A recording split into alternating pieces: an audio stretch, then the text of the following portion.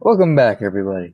This is episode 15? I think it's episode 15, where we're trapped in the Illusory World, the world of unknown skies and valleys. Where last time, we defeated a raven bear, then went shopping. Excellent. Peak D&D right there. Typical day. Typical day. So I added all that gold that you got from selling that mythical boar, which is great. Totally legit. Totally legit. A farmer will have it for maybe one full day and then it will disappear.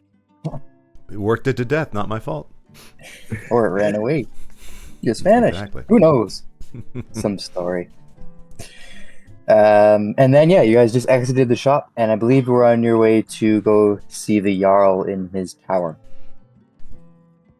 Which I provided, I believe, his name to you guys in the session notes. Yeah, it's there. Brovnalath. I was about to say we probably can't pronounce it anyway, can we? Call him Nath. I'm sure he'll appreciate it. Alright.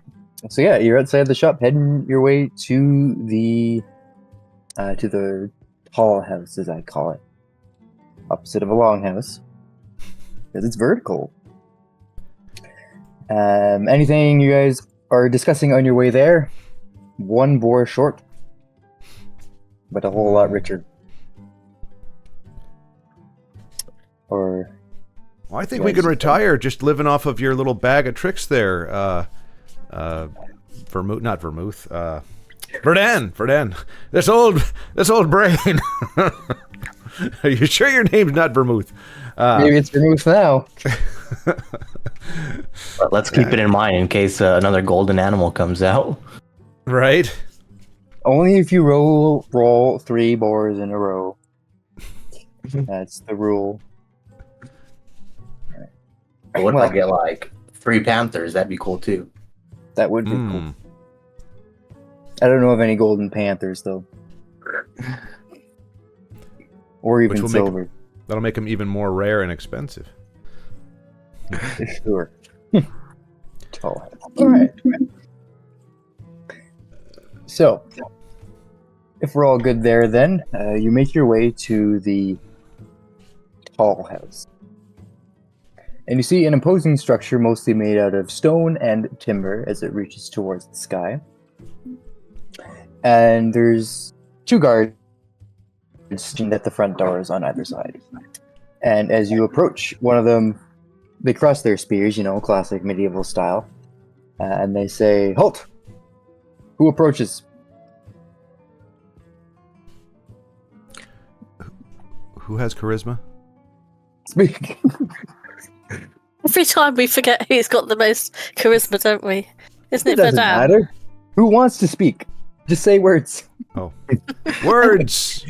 At least. A bunch of friendly, honest travellers. Yeah, chill out, guys. We're just here to see the Jarl. We're the main characters, by the way. Yeah. One of the guards narrows his eyes at you. Sure. All right. No funny business. We're keeping an eye on you. And they open the door and let you in. All right. They were just posers then, weren't they?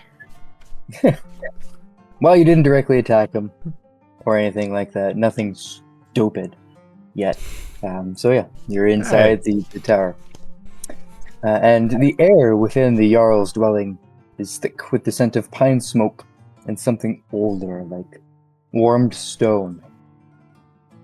This is not a typical longhouse, for indeed it rises vertically, a tall house of dark, sturdy timbers and cunningly carved and fitted stones, reaching towards the daytime sky.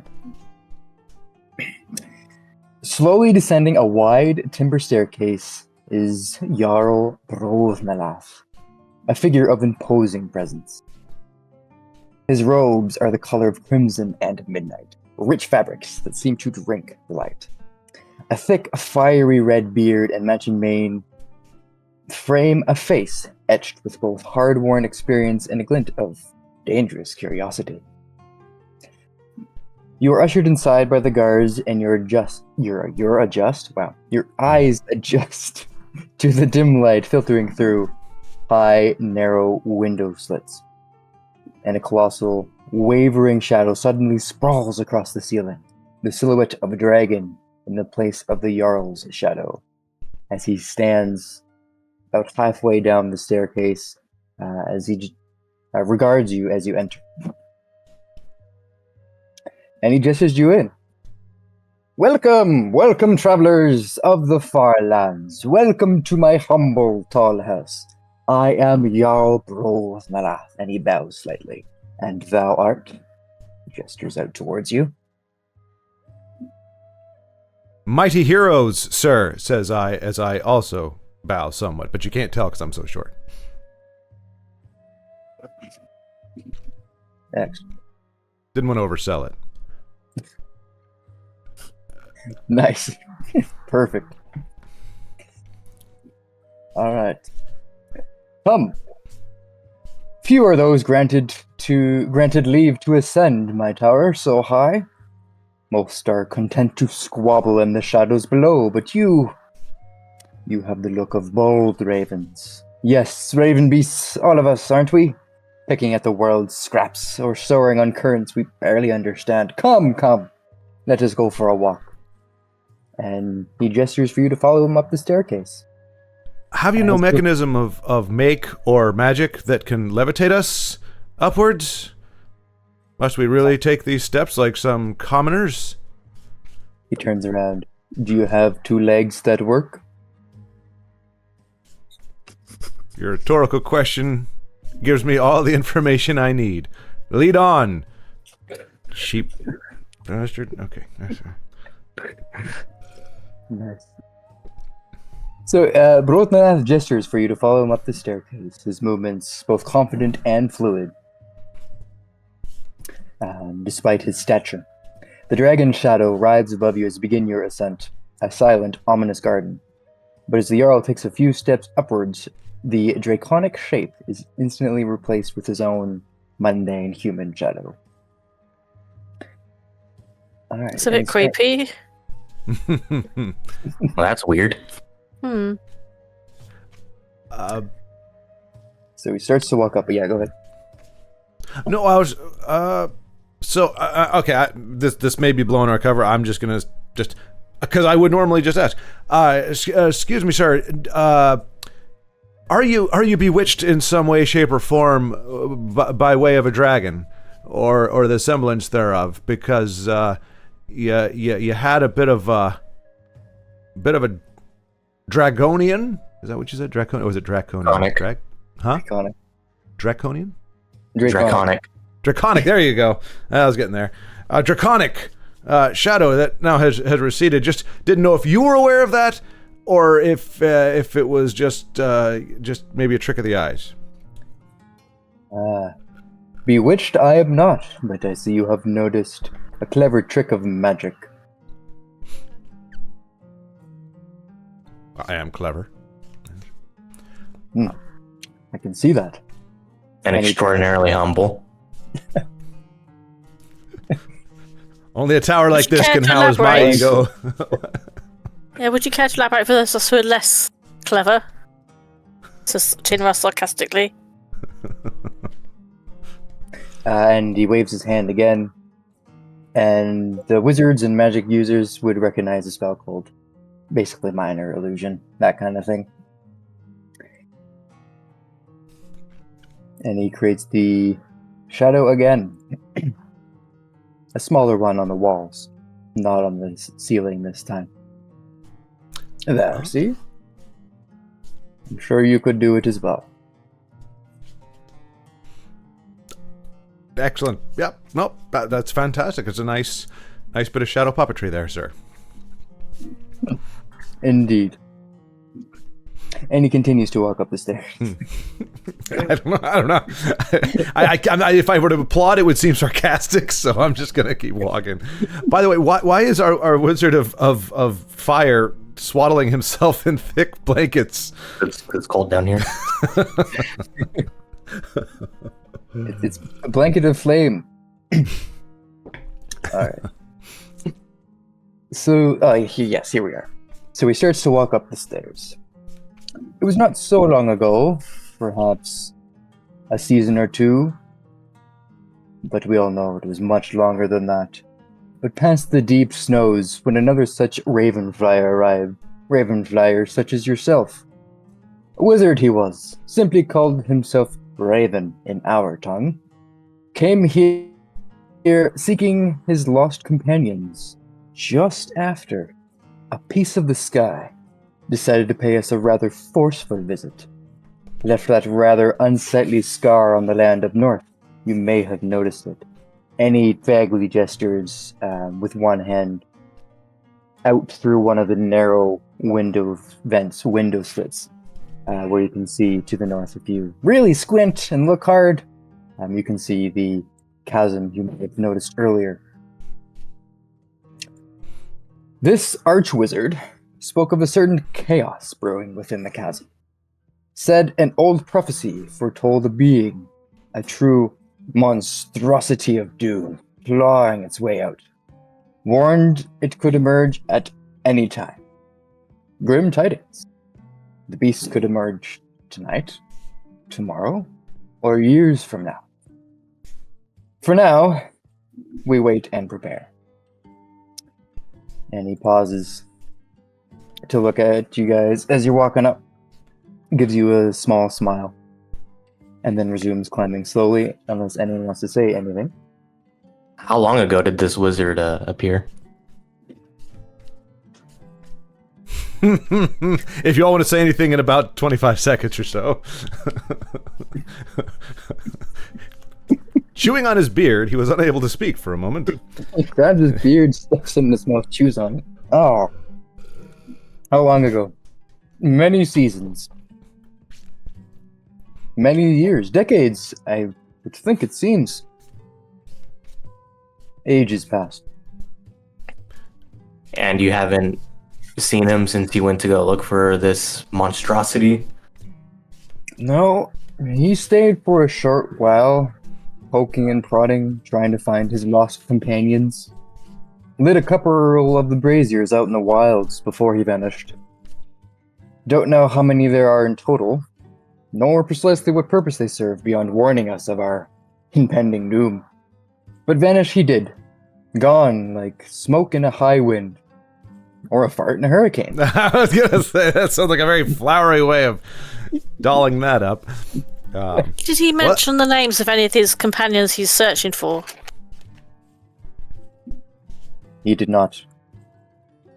Only his partner and his friend. That is how he referred to them.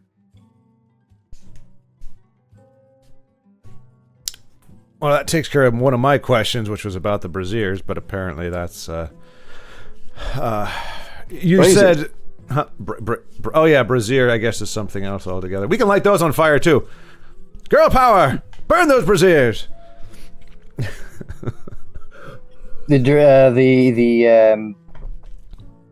Your Brothmanoth cringes.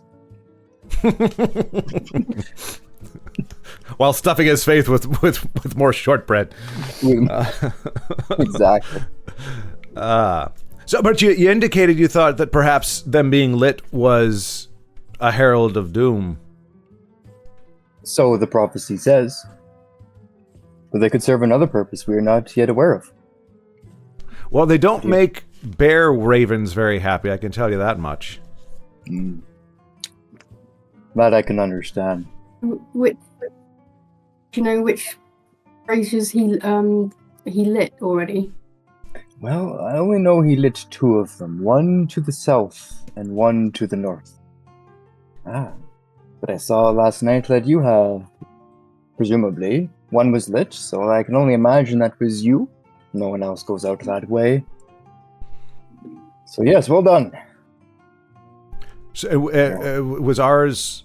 Because from our frame of reference, we would have been lighting the south one. Was that actually a west or east one? South one, yeah. It was the south. So it's the south one, including the one that we lit. So he only lit one in the north. Yes, he only lit two total. And then they were like snuffed out over time, and then you lit another one. Okay. I see, so they need to be relit. Yes, relit. As if they are a herald of our doom, I can only imagine lighting them all would awaken something. But if you're lighting them, maybe not. What is your purpose here? We're selling chaos eruption insurance on mighty great establishments like this. So if you have a mind to keep this gorgeous edifice insured, we can certainly sell you a policy. And what is your true purpose here, little wizard man? Oh, you heard? Provocative! He's provoking me! Trying to provoke the great Valenteel, the Elf of Steel, the dwarf of... Huh? Hold me back! Valenteel. Somebody hold me back lest I rend this man's beard from his chin. Yes, the old and Irish, Scottish volunteer. He's probably just being confrontational because he's jealous of your beard. It's a tough accent, I will admit. Old and Scottish accent is quite difficult. No, it's old and Irish. It's always been right, Irish. Old and Irish. See, Irish is like the Scottish is when you get like this, then it's more aggressive and like this. So I would be doing that, but I'm Irish. Old. I'm a little bit more, elfish like. So anyway, but you're probably right, Tinra. It is indeed envy that has caused him to offer me such insults. So I'll let it pass for now. I snap my fingers under his nose, which I understand is like some kind of an insult back in the old days, but probably not in this universe. So I'm gonna do it, and he's just gonna be like, "What?" Yeah. Oh, he just wrinkles his nose at you, and then he gestures to the rest of you. Does anyone else have a real answer to give me? Well, we were following that wizard, trying to find him. Oh, so you two are searching for a lost companion. Wouldn't call him a companion, but sure. Right. Well, some say the wizard finally found his companions, but others say he became part of the chaos he feared. Trapped, lost, molded into some feathered, squawking mockery of his former self. A black raven, forever lost to the darkness. I'm gonna bet he found his friends. That That's my sounds thought. more likely. And he continues to walk up the stairs, muttering under his breath one of the sayings you've heard before, where the brewing ravens, where the blue raven flies, the black raven dies. Turn a blind eye from the Crow Road's spies to see the lost raven return. It's an old saying now. Skalds coined it in the years following the wizard's disappearance. Are you able to point us in the way of this chaos area, light place? Indeed. I will show you once we reach the top. Let's continue on then. And he continues, saying nothing else until you reach the top of the tower, which is a decent amount of time up there. Around and around and around, ascending the tower. And then, unless you guys want to say or do anything else as you walk up, you guys will reach the top of the tall house. I don't think we're going to talk too much, are we? Because, he's going to hear anything we say anyway, so we might as well just wait and see what's going on. Mm-hmm. Alright. So reaching the top of the tall house, Brolnalath gestures out to the panoramic view of the Illusory World. From up here, you can see the bones of the land. He gestures to the north. The temple, old and stoic, to the north. And then he gestures south. That southern hill. Another tower? Hard to tell from here sometimes. And of course, gesturing back towards the north, the chasm. A gaping maw on the world's surface. Also up here, in the center of the kind of like the roof space, is an artifact placed in a circular vessel that is decorated in stone, silver, and carved with runic symbols. And placed inside, you see kind of like a dome shape. Very small. Let's see, only about the size of like a baseball, kind of, in the top there, but just cut in half. And it is the color of orange and glass-like in appearance and texture. And then he walks towards this artifact. The prophecy, you see, that I mentioned earlier, it wasn't news to everyone. The wizard did not come up with this prophecy, no. Our old seer witch spoke of it long ago. A different kind of chaos, perhaps, but the threads were the same. She's somewhere else now, exiled, for reasons that remain unknown. And he places a hand lightly on artifact and pauses. What you doing with your artifact there? This? Yeah. This was a gift from the wizard. Said it would offer protection. A counternote to the call of chaos. Not everyone appreciated its presence, however. Had a pair of ambitious little thieves try to pluck it from its perch not long ago. A nimble high elf, Favriel by the name, and a foreigner called Penez. They learned the hard way that some nests are better left undisturbed. I'm guessing they didn't learn that from your guards. No. Okay, kind of morbid. They sound like they were eviscerated by some kind. Was it the artifact itself that protected itself, or did you have a hand in their untimely demise? Oh, well, you can still talk to Favriel if you wish. She's still in the brig. Oh. Beneath this tower. Oh. Well, seems like we went the wrong direction then. Well, so do you have to activate this artifact to have it, or is it offering us protection now, or do you have to like pet it or talk to it or jostle it, shake it? It will do whatever it does. The wizard assured us that it will protect us from the chaos. He stares deadpan, 1,000-yard stare for a moment, and says, "Idvi irok kalar, higya verfest." Then he turns towards you. "When chaos calls, we heed it."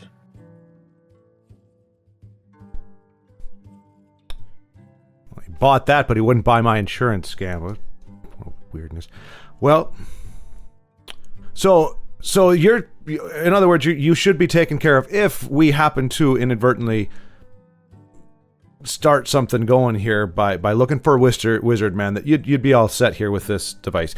Does it cover the tower? Did he say how much it would protect, or is it just again, that's just a have to wait and find out kind of thing? He assured our protection. I can only assume that the entirety of Rohimvar will be safe. But if you inadvertently cause it, or it just happens, nonetheless, it is fated to happen. So have no fear. We will not hold it against you. But I don't think it is you that will cause it to wake up. You have a different purpose here. Which is? Your companion spoke for you. You are also looking for your lost companion, the wizard. Yes, we are off to see the wizard. Just out of curiosity, and this may sound a bit odd, but I'm just wondering, just for flavor, essentially, Do you know what happens to you or the people of this fine land if they pass away? If we die in battle, we will go to Valsgarda to fight in Odin's army against the Jotun army come Ragnarok. Others will go to the various regions of Helheim, and maybe a select few will go to Freya's Hall. Troya's Hall. Is there a difference between you and the townspeople, the guards? Are you made of different stuff, or are you all akin? Would all of you go, or would it just be someone of your particular disposition?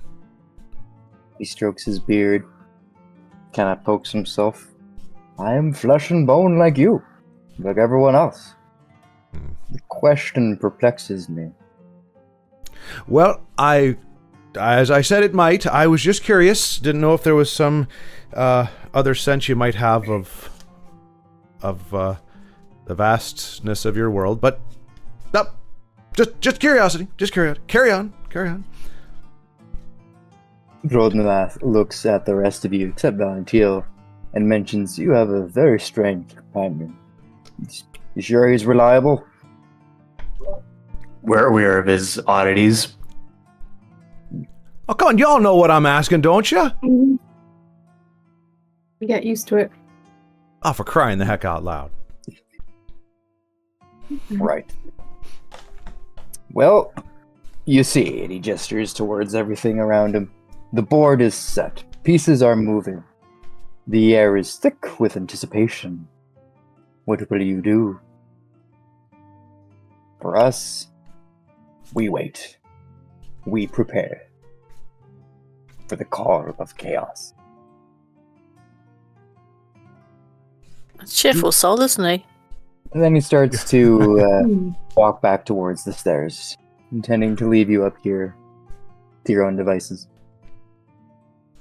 You don't have any winged creatures that might give us passage of a swifter nature than perhaps our own 2 feet would carry us, do you? Can one of you tame beasts? You might be able to ride a raven bear or raven griffin. But good luck. And he walks down farther. Okay. Okay, bye, see you later. And he shouts up the stairs as he walks down. You could just use a horse. Oh, right. A raven horse?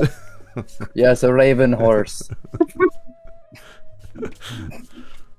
All right, well. Well, it sounds like Favriel's here. To be clear, Favriel and Favriel. Wait. Favriel and Favriel. Same person? Different people. Favriel's the dude, and Favriel is a lady. That's gonna cause some confusion. Okay. That's all right. I may have not pronounced it correctly, but it's Favriel and Favriel. And the female one is here in the brig. Yeah, because I never said it was Favriel for the name. I think I always pronounced it Favriel, but it's like Gabriel and Gabrielle. Okay. Ah, I see. Okay, that makes sense. So the people here actually think they're real. That's an interesting development. I thought maybe he would be aware that he's just some kind of avatar or NPC in this little glass ball, but apparently he seems to think that they're going off to Valhalla instead of just doing nothing at all. Yeah. That's interesting. Nothing at all. I thought your question was also, maybe I misinterpreted, but I thought your question was also, do their dead come through the void, and are they the ones turning up in Ravenhorn? Well, whatever the black place is called, I forgot what it's called now.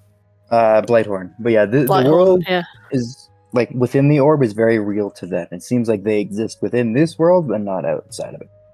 Right, okay, that's what I was, yeah. So there's no undead coming from their world into ours, basically. Yeah, it's a fair assumption to make that is not the case. And yeah, but you can definitely see that there's parallels to the real world here, references and manifestations of the subconscious of the people dwelling within, especially the wizard. Who, if you remember from his journal notes, yeah, he knows who Fabriel is, so there's and he knew of the thief as well, who stole the volcanic egg, the obsidian glass artifact up here. Definitely seems to be a reference to that, because Archwizard Raven brought over the volcanic egg to Ravenhorn and presented it as a gift.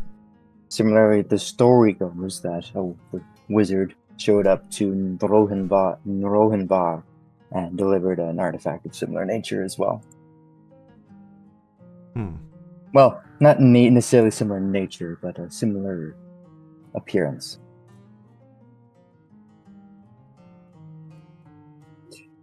But yep, you're left up here at the top of the tall house. And can we visibly see the place with all the turmoil and stuff going on? Yeah, you can see everything on your map. Oh, let's go and bring that back up again.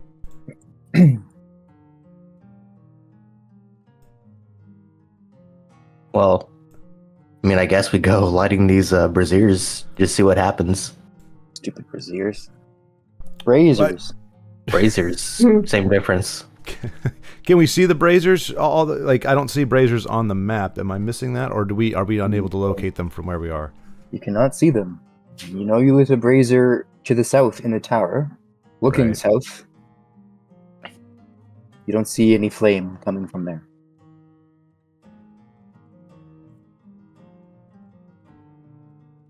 Wait, the brazier that we just lit before coming here isn't there anymore? Yes. So it's already gone out.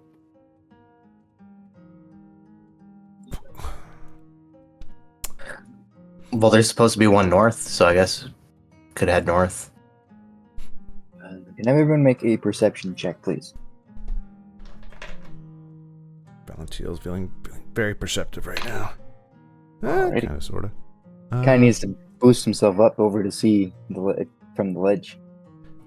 Yeah, and I kind of thought my perception perk would be a little higher, so it's it's 11.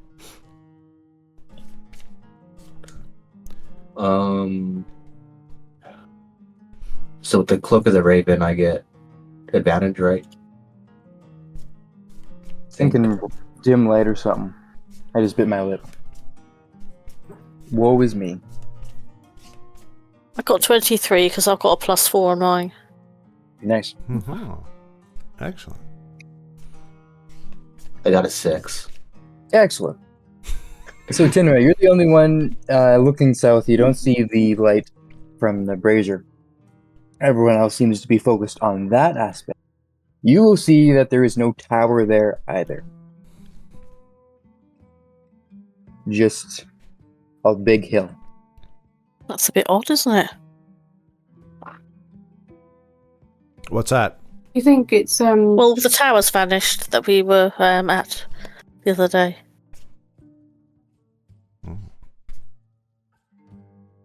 Was that So, Arnie? Anu, what were you about to say?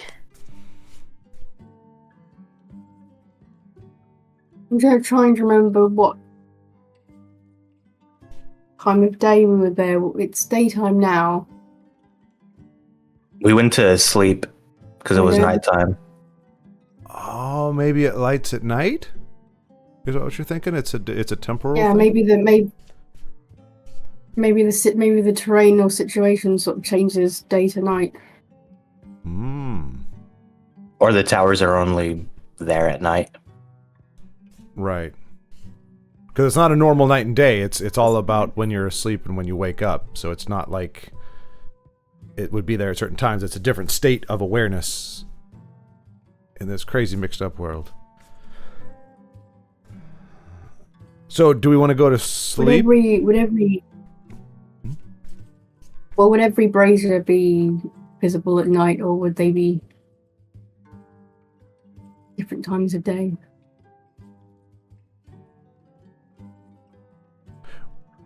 Well, do we have an actual time of day, though, in terms of as we measure it? Because I just mean night or day. right. That's it, really. Okay. Well, we can interrogate I the. suppose I should. Okay. Mm. I feel like I'm talking to someone through my little talking stone thing.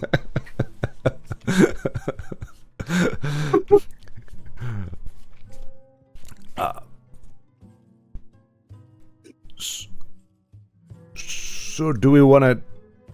Is there anything else we can do up here? Do we want to? I mean, do we want to poke at the artifact, or?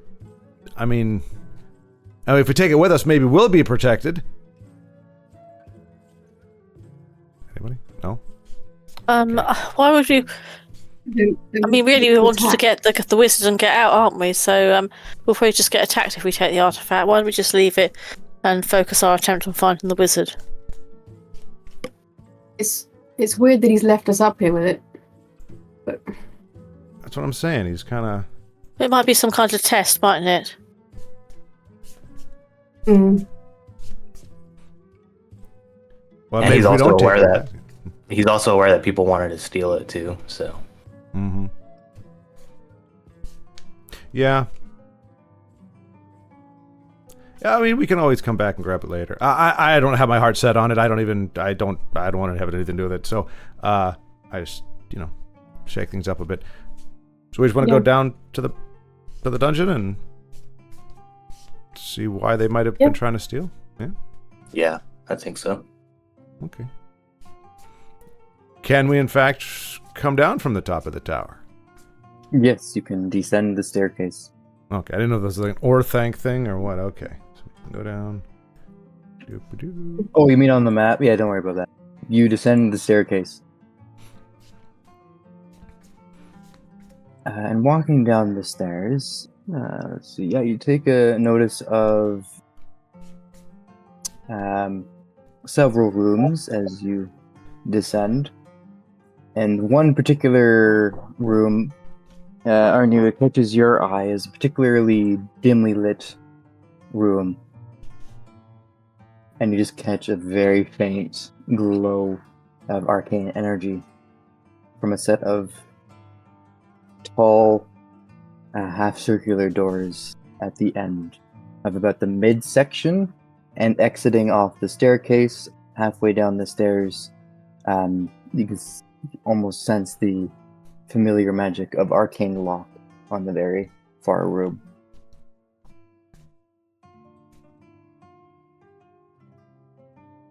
might just nudge whoever's next to me and just sort of say that room, there's something funny about it. Some energy.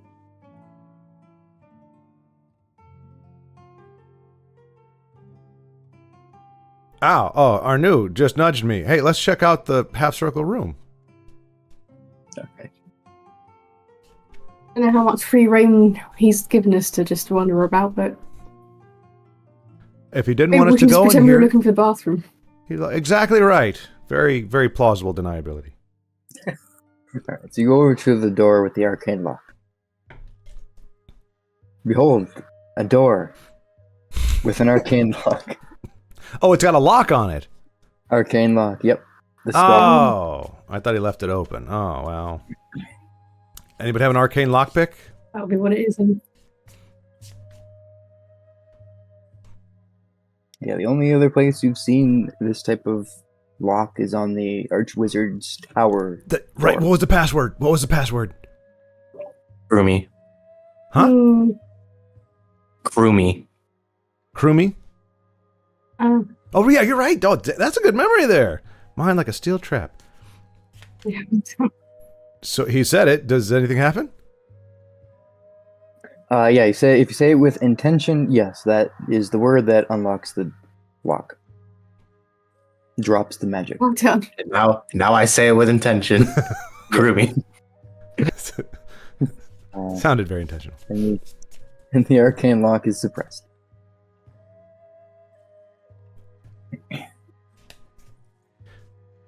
We Entering the room, Mhm. nothing traps you. You're fine. You don't get blasted with a cone of cold or anything like that. But you do recognize that this setup is very similar to. It's a single story. Wow. It's a single room space. It's basically akin to the Archwizard's study in his own tower. Pretty much the same layout as you've already seen before. And the notes strewn around that you can observe are not of the Rotblight this time, although his spell that he's working on, the notes on that is still there. But the notes scattered throughout his room this time focus more on searching for his companions. Specifically mentioning things like the Dark Temple and trying to find a hidden location. Scouring through the notes as well, there is the mention of 3 braziers, 3 bells with question mark, and then a 2 written beside the braziers. 2 of 3.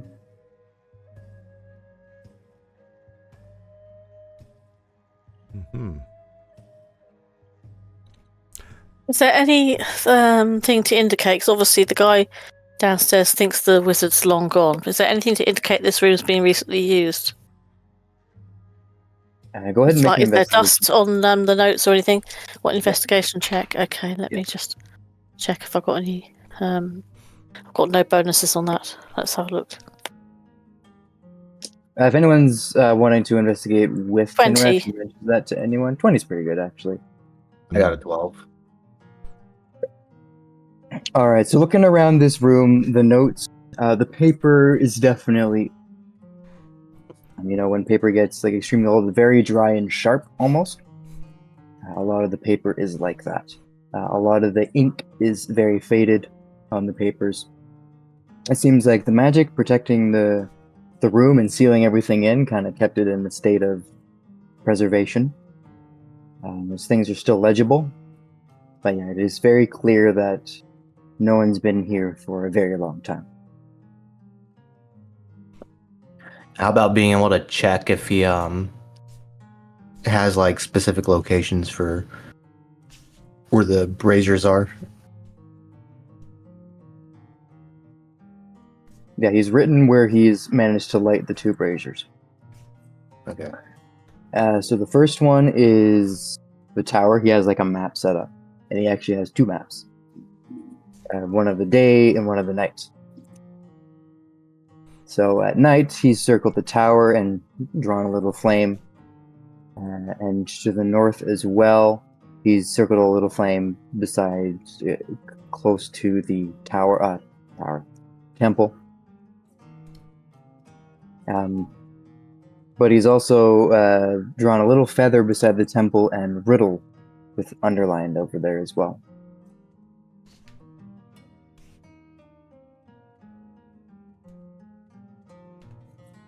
Let's see, and for the daytime, he's only circled the hill and drawn a little picture of a bell down there. The hill where the brazier was last night? Yes. Okay. So it seems like all we can really do is wait until it's nighttime. We just go to sleep. And then at the north, he wrote a question mark with a bell there. So maybe light the beacons or light the braziers at night, and then ring the bells in the morning or the daytime. Yeah, it could be. So I guess a check that we could try looking for one of the bells. Oh, wait. Is it? No, it wouldn't be possible. I was going to say, could half of us sleep and half of us not sleep? And the ones that are sleeping, it's breaking my brain. I don't think it can happen. Because like day and night is determined by our sleeping. Like when you go to sleep, that's when it's nighttime. Wait, no. When does it go nighttime again? You all sleep, and the time of day seems to change. At least from night to day. Uh-huh. Even elves who meditate for 4 hours all wake up at the same time. Okay, so we can't do half in the day and half in the night. That'd be kind of weird. Just the act of all of you sleeping at once seems to change things. Okay. The power of teamwork. Yeah, I mean, I think that's kind of plausible, like the bells being during the day. So I guess we could try to investigate one of those locations just to see if it's there. And then if it's not, then everything has to be done at night. So then we just progress the day until it's nighttime. Yeah. And then we pull an all-nighter and just don't sleep. Literally, teamwork makes the dream work. Oh, Valentil. Everyone takes 3 psychic damage. I'm kidding. That's brilliant and messed up, but I love it. It's the first time I think I've done psychic damage to my own party before. The joke was so bad. All right, so yeah, I guess we go talk to the thief or the would-be thief. And oh no, wait, we're still in the room. And there's no, I can't remember. Do you have to have some kind of sense to know if there's magic that needs to be dispelled? Is that something any of us would sense? I'm just wondering if there's anything more than meets the eye in this room. What are you looking for specifically?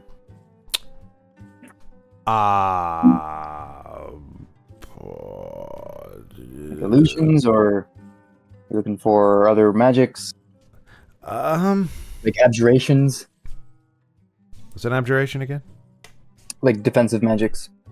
No, no. I'm looking at something useful, like something that he might not have. Something that might give more information than what we're privy to at the moment would be more my curiosity. Yeah. Is there anything specific information you are looking for?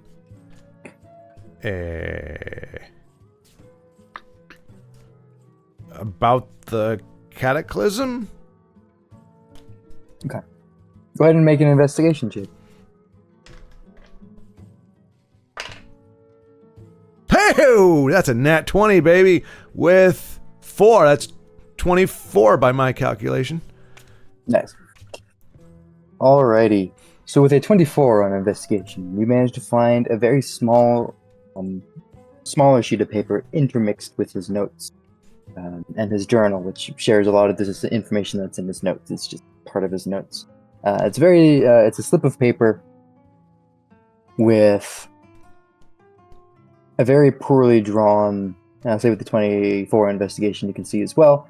The drawing is crude, but you can see that there's an eclipse drawn on a sheet of paper as well, with a bunch of question marks written on there as well. He's a very clueless person. A lot of questioning happening. Look what I found on this post-it note.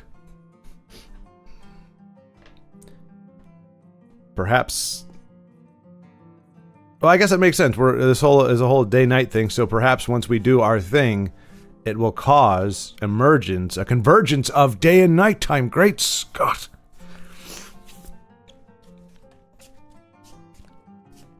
Yeah. Oh, good. I'm glad my natural 20 just knocked it out of the park for us. It did.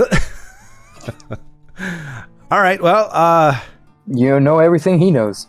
Right. Which is half of its question marks. Well, you do see the names of some of the stuff as well.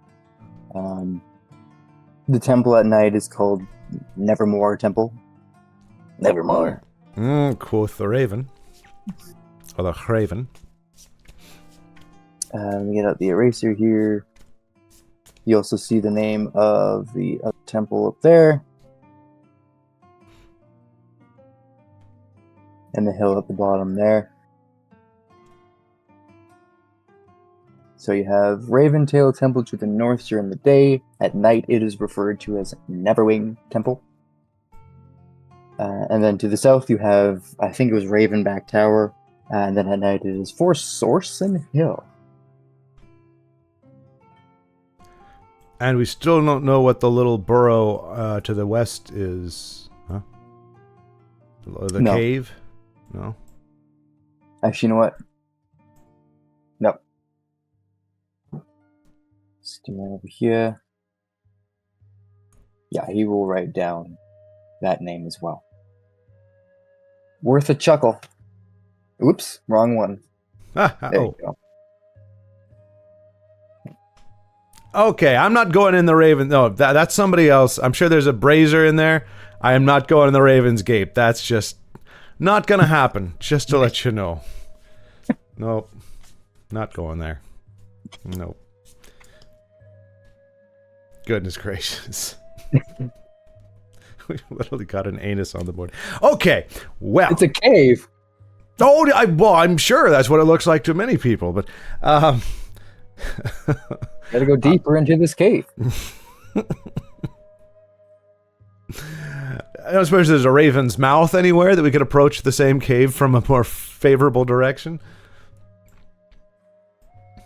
Not on this map. All right. Question mark. All right, let's go downstairs, I guess. Is it the same word to reestablish the defenses? I can't remember. I don't know if we ever tried to. Yeah. Okay. So we're going down to talk to Favriel. Yeah. Yep. Down the tower. And as you walk down the stairs, unless there's nothing else happening in here, it doesn't look like it. Mace is presumably there, but okay, we're good. So yeah, descending down the staircase, you catch a glimpse of a few other people working around I keep saying the long house, the tall house. Jarl Brolfmeloth sees you finally come down the stairs, looks at you, smiles, winks, and continues walking on. You pass the test. Alright. And then you eventually find the staircase down into the prison, where you see a guard standing down there. Halt! Stay to your business. Oh, don't hurt us, good guard. We're here to visit with the would-be thief to drag any information she might have about her nefarious intents. I don't know how much more information you can extract from her. But go ahead. I can be very persuasive. He looks at you with doubt, but allows you to pass. He's persuaded as far as I'm concerned. All right.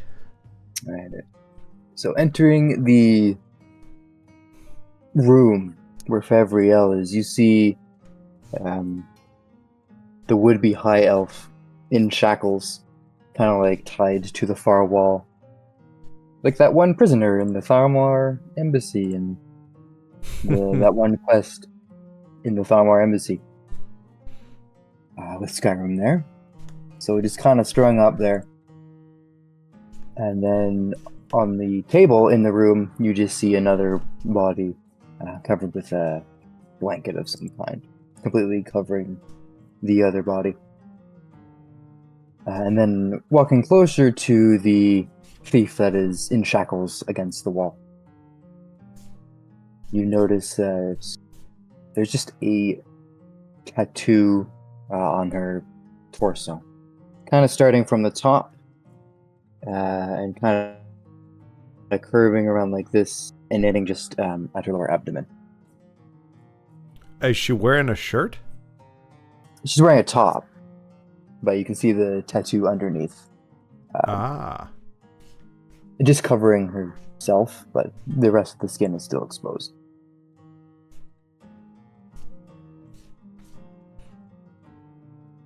And pants. And everyone's wearing pants. But you can see that there's lots of bruising, interrogation done here. And she is not conscious. Not conscious? She is not conscious. Is there like a bucket of water or something around? Cup of water? Some water?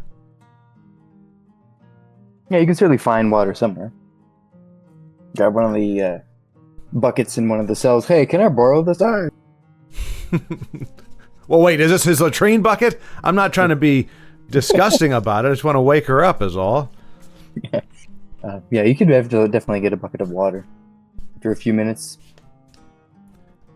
Well, I guess we want to try to wake her up verbally before we douse her with water.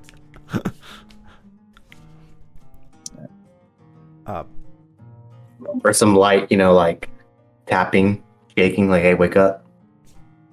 Yeah. Let's Well, see. careful. You don't want to get too close. You never know what nefarious machination she's capable of. I I'll just- don't. Poke her with my staff, There you go. like in the ribs or something, to try to get her to wake up. Do. Okay. Poker in the tat. Eh. All right.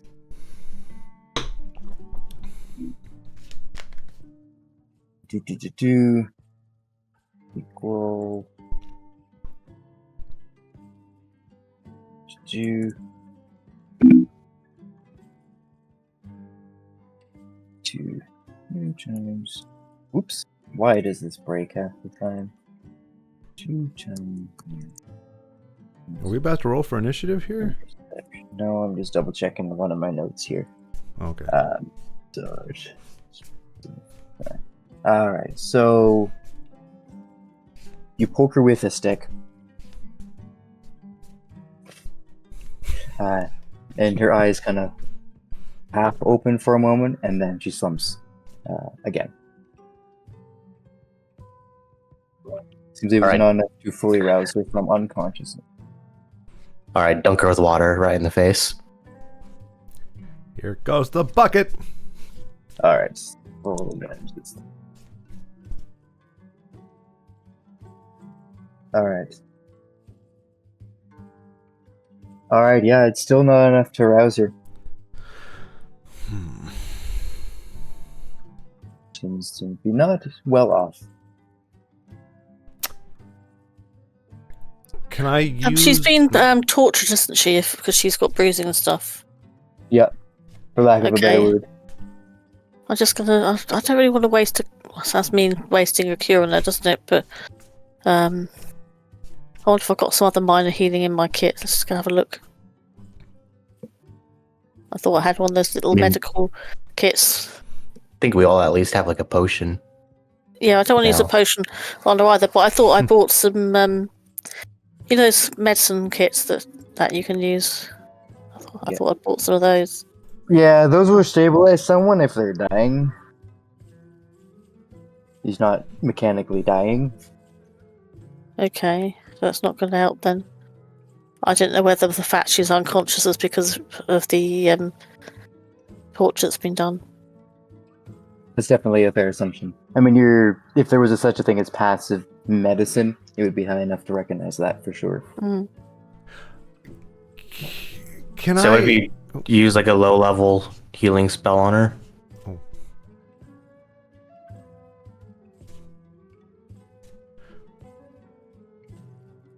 Or maybe a low-level electrical spell?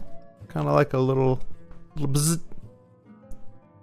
I've got a lot of those. Well, finish her off. Well, I could use one of my cures on her, I suppose, just to get her conscious. But it just means that we'd probably want to rest somewhere before. I like to have full spells because they're mainly kept for us.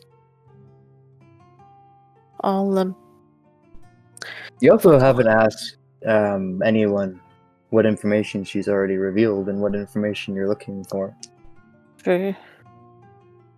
So, I guess the question is, what is your intention? What kind of questions do you want to ask? And I'll just She might. tell you. Yeah, she might say more if we get her conscious to us than she would to her captors. If she thinks we might get her out there or something, or she might be able to bargain with us. I want to know why she went after it, what she was trying to steal it, why she was trying to steal it, what else she knows. Because in theory, that's going to unlock a whole lot. If there's an intent behind it, otherwise shiny, then it means in theory she knows something about what's coming or what its purpose is. And I was thinking it would just unravel the whole thing and we just bam get all the deets. also, one of my questions would have been if she came from inside this orb or if she went inside it at some point.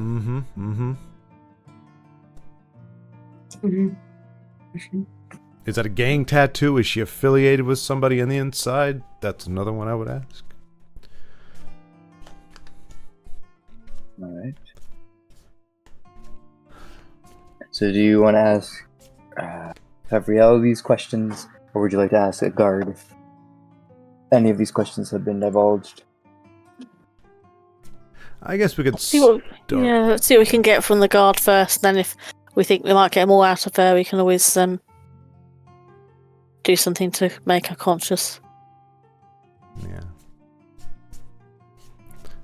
I want to use my fingers of defibrillation. Fingers of defibrillation. That's what I want. Gotcha. All right. Well, you locate one of the guards. The one standing out front. Anyone would do, really. A lot of them have been stationed here for a while. You ask questions. Okay, like, what was her intention with stealing the egg? That kind of stuff. Mm-hmm. So the guard pauses for a moment.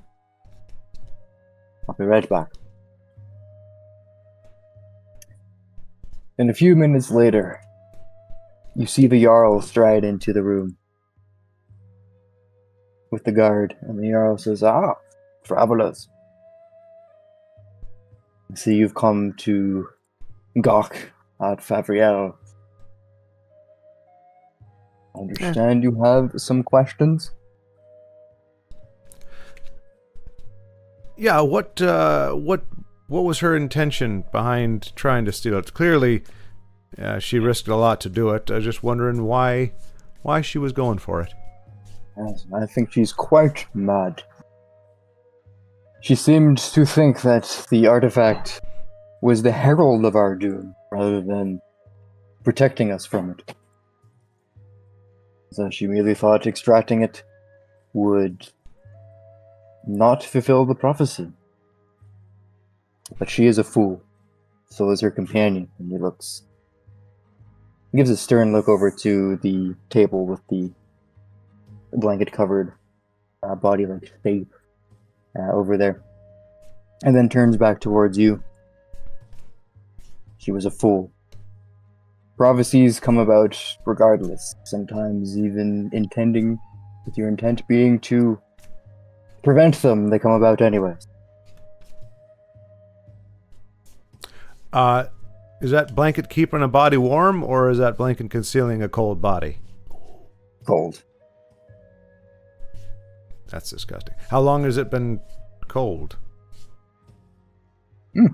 Long enough. We should probably dispose of it soon. It's a companion of hers? They tried to acquire the artifact together.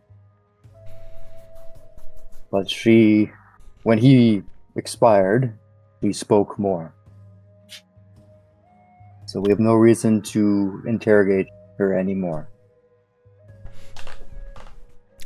So, why is she still alive? She deserves one more chance. So you're gonna let her go? When she recovers, yes.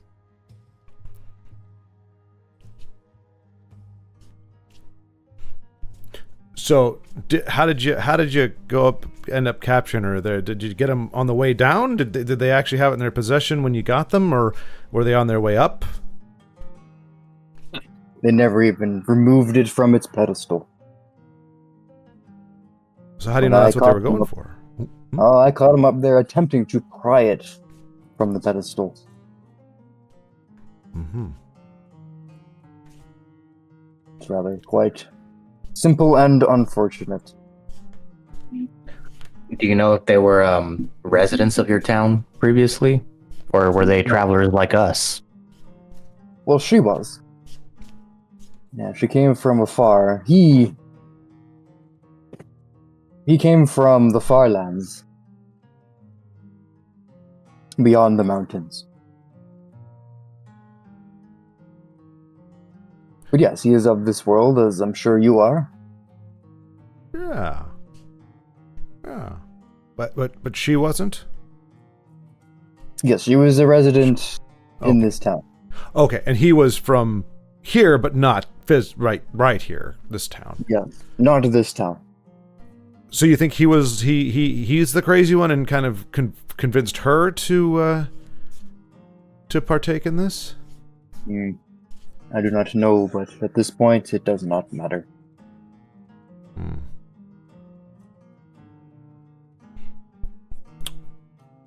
What were they planning to do with the artifact? I can only imagine they wish to destroy it, or sell it off to someone who would misuse it. Turn its protective magic into destruction.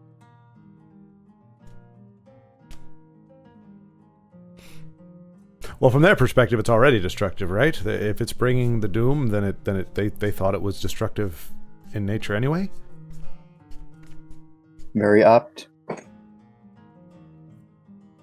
Very apt observation.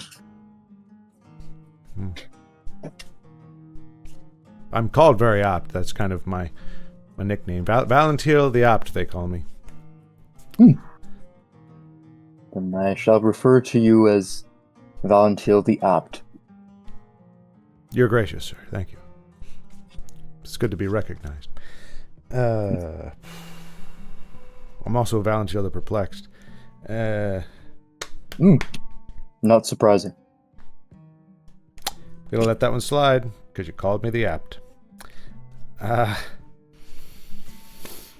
Okay. Well. So was all of this information obtained after the bruising and the killing and what have you, or was that were they forthcoming with it right off the jump? He gives one of these kind of smiles and just nods.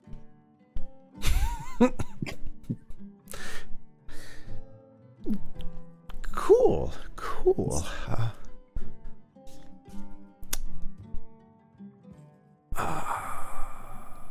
Did they happen to mention to you? Did they come to you prior to trying to steal it and try to convince you with their words first of this artifact's poor? It's alternative intent, and obviously you correctly saw them as crazy and turned them away. Or was this the very first time you'd ever seen them having to do with the object at all? Sometimes they would go out in the streets, yelling nonsense about their delusions. We kept an eye on them, but some of the guards didn't keep well enough of an eye.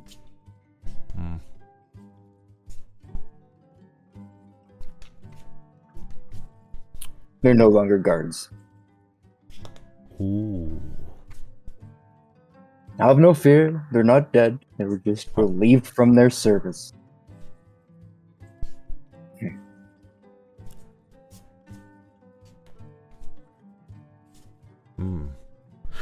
Any more questions you have for me? How did you end up stopping them? What, did the guards just put a spear to them, or did you use some kind of awesome, magnificent magicness, or did they just kind of give up once you showed up? I like the way you put it. Yes.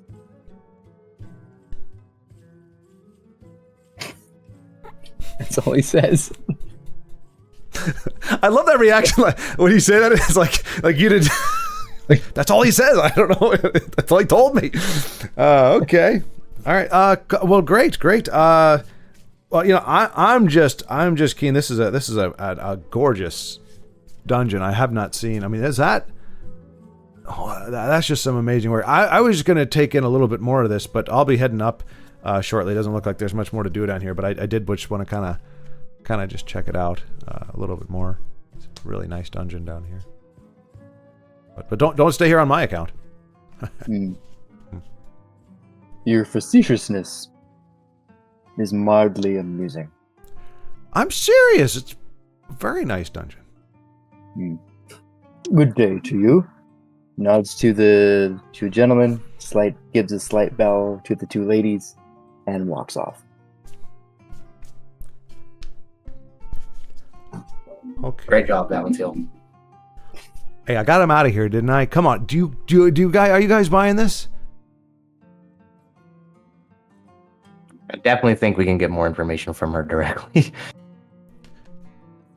Well, I want to hear what. I mean, dismissed as crazy is fine and good, but I would like to hear her reasoning, where she got the idea. You know, there's much more to be gleaned. I don't like what I heard there, and I don't like the treatment here. I don't. This doesn't sync with somebody who's just an arbiter of truth. Especially because he called you the Out.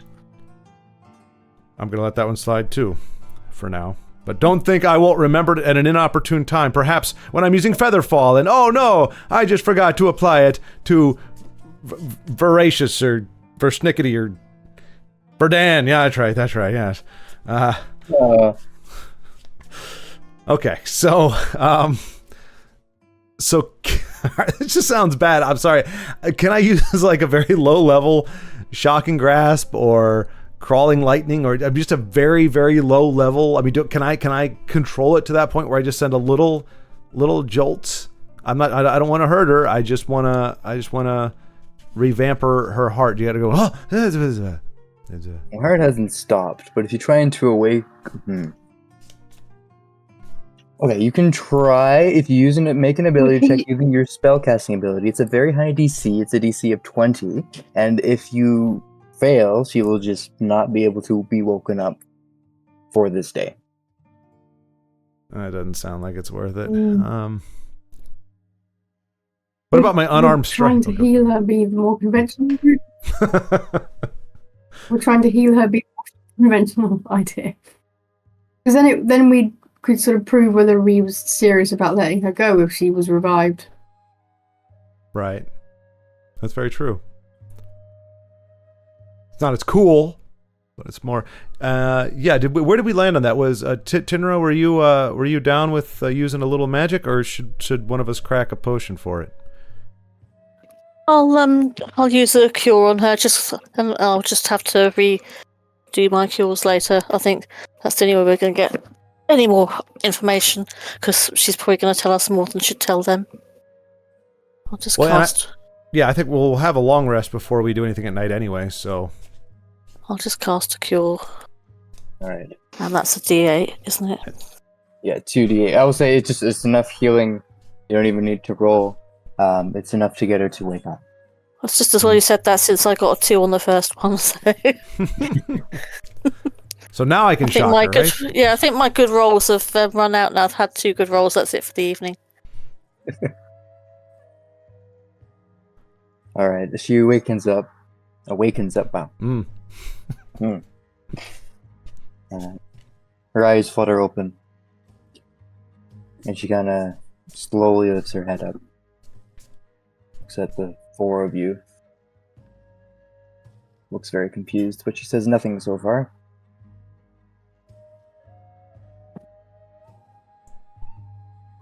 Well, we're not here to hurt you, so you can relax a little bit.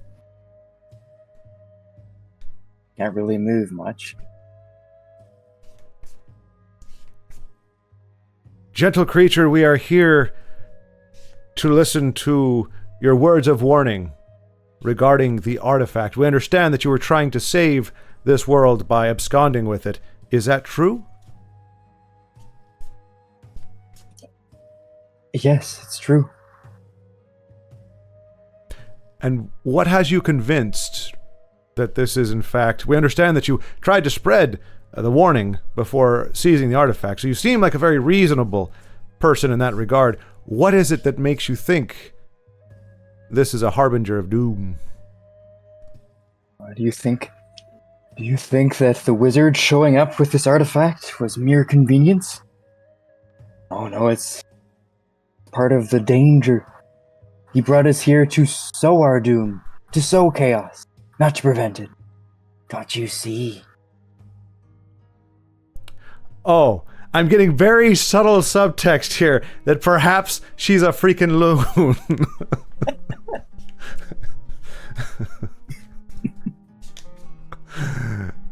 Oh, I think we wasted some healing magic on this one. Well, we didn't want to. We had to try it, just in case there was anything more we could get out of her. Yeah. Tinra, can you make a medicine check for me, please? We'll go ahead with that thought. We can resolve the check after your thought for Valentine. Oh, Well, I was going to ask, was this... Okay. You go, because I'm just checking what I've got a +7 on that, so it wasn't a very good roll. So that's still that was 7. That's only a 10. 10. Okay, we'll resolve that in a moment. Were you the one who came to this conclusion on your own, or was it your unfortunate friend who opened your eyes to this reality? With the mention of her friend, she kind of looks over at the table and doesn't say anything, but just begins to sob.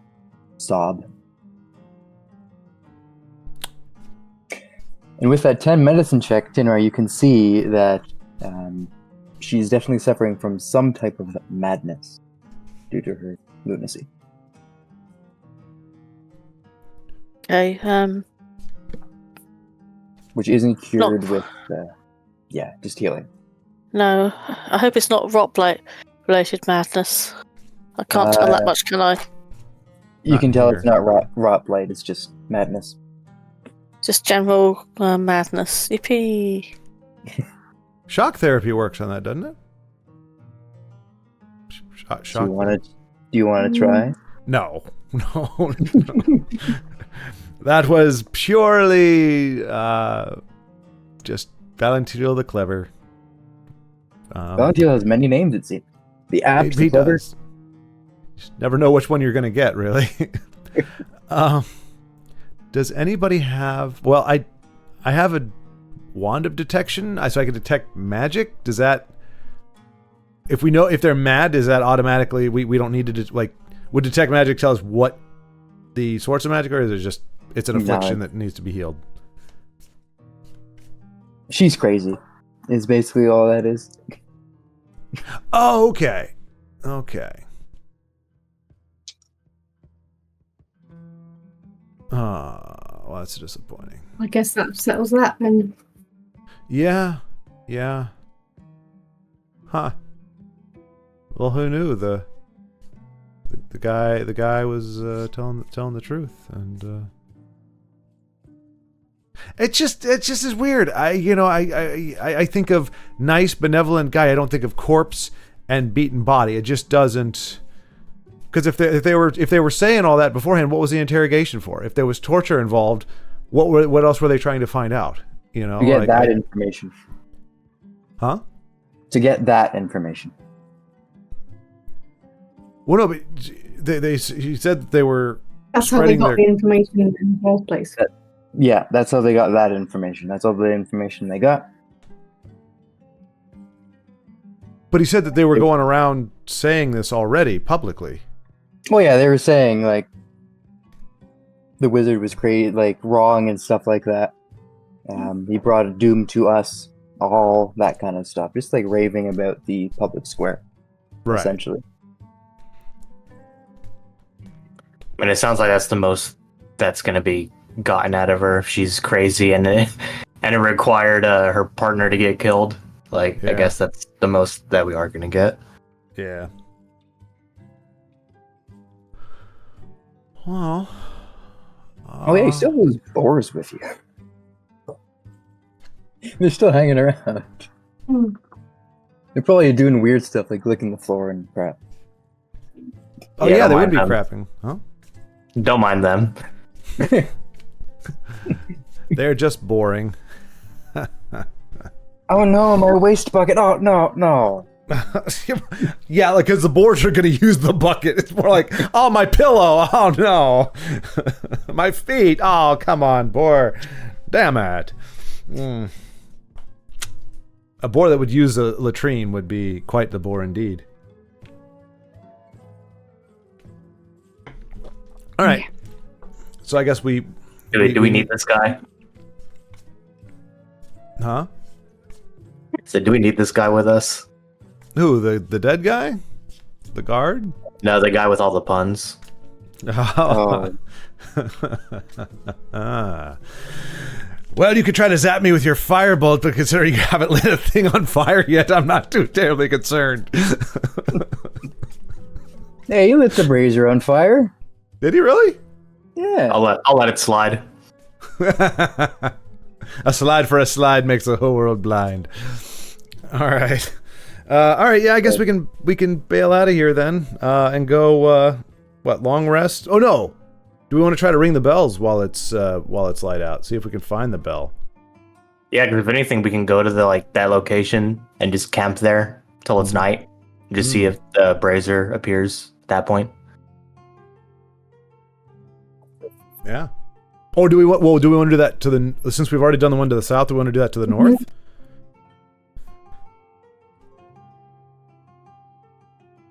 I think it'd be worth to check out the one to the north. Yeah, I tend to agree. The temple one? Yeah. Yeah. So you're heading north. And, okay. To the north is, my notes. Raven Tail Temple. Where art thou? Alright.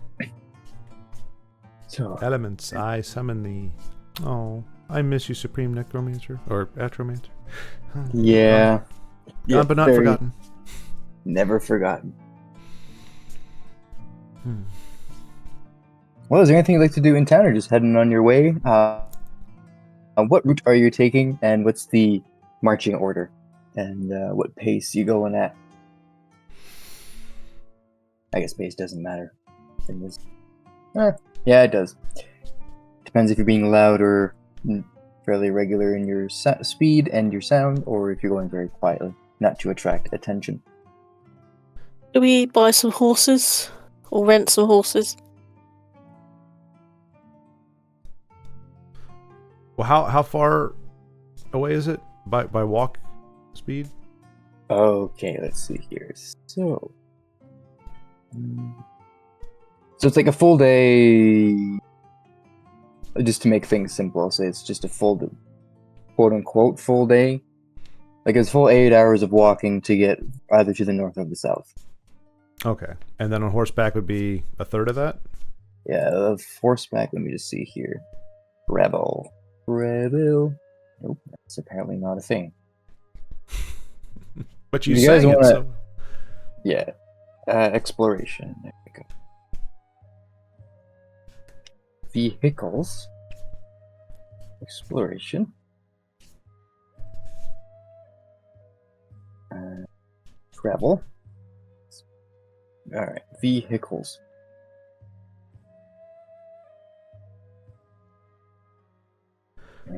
So you guys acquiring horses or wanting to walk? Because basically, if you're walking, it will take a decent amount of time there. Mounts and cargo. Barding? Nope, you don't need barding necessarily. There's saddles, they all have saddles. Riding horse. There we are.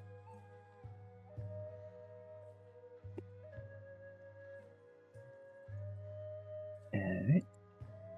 Exploration. So, 400 feet, 30 miles.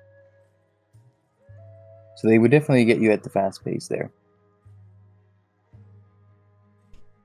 Let's see, because your speed's 30 feet at a normal pace. Their pace is fast. Yeah. So you could definitely get there within just slightly less than a day. but it still only will be nighttime when we decide it's nighttime, right? Yes. So, I guess it doesn't really matter. yeah, I mean, if they're free, we can do it just for lulls, but otherwise I just say we hoof it and work off some of our extra body weight there. Be healthy. They're 75 gold to buy, Good and I will grief. say if you're renting that, that'd be half. And we'll round down to 35. Not my gold. Sorry, I've got retirement plans. I'm not forking out 35 gold to rent a four-legged critter. Ha! Ha! Oh no, people and their income. Well, Valentil, you're probably small enough to ride one of the boars. Is that true? Could I ride one of the boars? I think you have to technically be like small sized. Ha! I'm not small. I'm apt. Ha! What that noise was, but we'll move on. That's from that gruel we had this morning. Not my fault. All right, so I guess we'll march in our standard order. Our new in the front, and then I'm normally second, aren't I? And then Then me. Yeah, then yourself, I think. Then Verdan and his. Do we want one boar in the front, one boar in the back, or both boars in the back with the other boar? Hey-o! I'll do them like in the middle, in front of me. All right. There's walking abreast with Valentil. Yeah. What? All right. So this is the marching order here. What kind of route would you like to take? You can use the ping tool, if it works. You can walk past the chasm there if you want to take a look in there, or you can skirt through the woods if you want to avoid that. Oh, I thought the temple was in there. That's the okay. Okay, this is all making a lot more sense now. I don't know why it took a little while to sink in. I thought that's where we were headed. I'm like, it's 8 hours to get there. Okay, it's up there. No. There we go. Only a couple hours to get there. Right. Okay. What did we decide last time, that going through the woods would be a fool's errand? But we could skirt it, though. I mean, I guess it doesn't. Yeah, stay like at the tree line. The chasm was mentioned. The chasm was mentioned as a place of interest, wasn't it? So yeah, I guess we could take a gander at it on the way. Yeah. See what's what. So you'd be skirting either the woods or the chasm because there's a larger distance than what's shown on the map. Technically, Okay.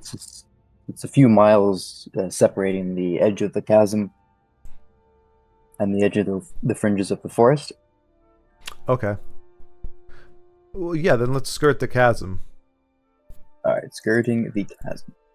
At least that's not called the Raven's Gape.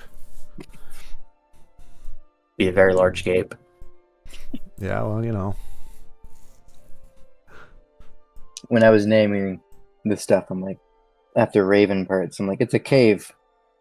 I can't not. Yeah, you had to. Had to. Yep. All right. So, walking for a few hours, you start to approach the chasm. And large bits of shale-like rock are scattered all over the place. Lots of appears to be limestone and a whole bunch of different types of rock litter the area as well.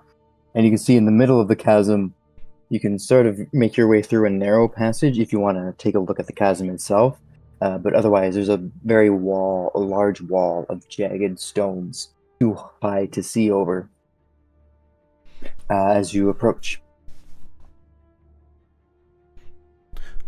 So, if we wanted to go in, is our only way to climb over them, or are there like avenues through? There's a small avenue that you can walk through. Okay, good. Don't want to have to Skyrim our way up there. That'd take forever. Yeah, you'd have to use a boar as a horse. Right. Which apparently even I can't. Oh, 'cause I'm too big and manly. Right. So well, okay. So if we actually decide to thread our way in, how much time? Well, I guess it really doesn't matter again because we don't sleep until we want to sleep. So, but how long does that take essentially to find our way through to the chasm itself? the chasm is probably about like half-hour hike. Oh, that's not too bad.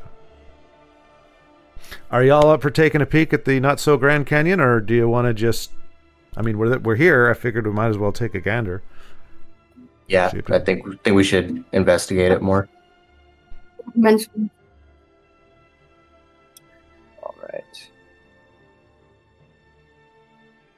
So making your way towards the chasm, threading through the jagged stones and rock, you eventually make your way to the chasm proper, and you can see it goes on seemingly infinitely, as the darkness is absolute at the bottom of the chasm.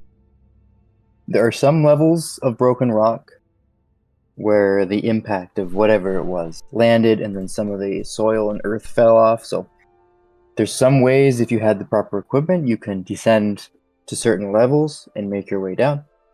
But from here, the only other things you can see are the two rivers that are flowing kind of into the chasm, creating a small waterfall with water vapors and steam wafting up through the chasm. Or mist would be a better term. Kind of like a fog. It's not really hot. It's warm, but some of it feels cool as well. Comes in different layers. Is there any scent to the steam? I'm just wondering, like a sulfur scent or anything like if you had like a mini volcano or something, or is there more of an animal scent in case there's a dragon at the bottom? Then our luck. So the scent of, I would say sulfur or something very close to it reaches your nose. It's just more like the smell of decay rather than the smell of sulfur. So like a million skunk cabbages. Wasn't me. It wasn't me. Well, I mean, that doesn't make me want to stay around there very long. Does anybody have, I can't remember, some kind of light generating thing? I was wondering if we could conjure a light and drop and just see how far it goes before we lose all sight of the light. I don't think I've got anything I can drop, but I do have the light cantrip, don't I? I have dancing lights. Can they dance down? Let me get down. Oh, that way. Okay. Well, yeah, I'll cast that cantrip. It says I can create up to 4 torch-sized lights. Ooh. Nice. So just drop them all down and see how far they go. You drop them, these dancing lights, as they flickered into the chasm, into the darkness. And they keep going. All the way until there are nothing more than pinpricks of light, like a distant star in the nighttime sky. And eventually they just fade from view. Well, that's a pretty deep hole. Yeah, you want to jump down there and see how deep it is? I'm a little short. I don't think I'd be able to stand and see over the top, so I'm probably not going to do that. Although if you were to, I could feather fall you, and you could have keep activating your dancing lights, and then, maybe the feather fall stops working at some point. But what's the duration? I have a slight feeling it won't last long enough. What's the duration of feather fall? Is it 1 minute? Is it 10? Is who knows? It could be forever. Let's find out together. Actually, that's a good question. Let me see. I don't know what 60 feet is what it says. That's the range. Yeah, oh no, that's the. You descend that. 1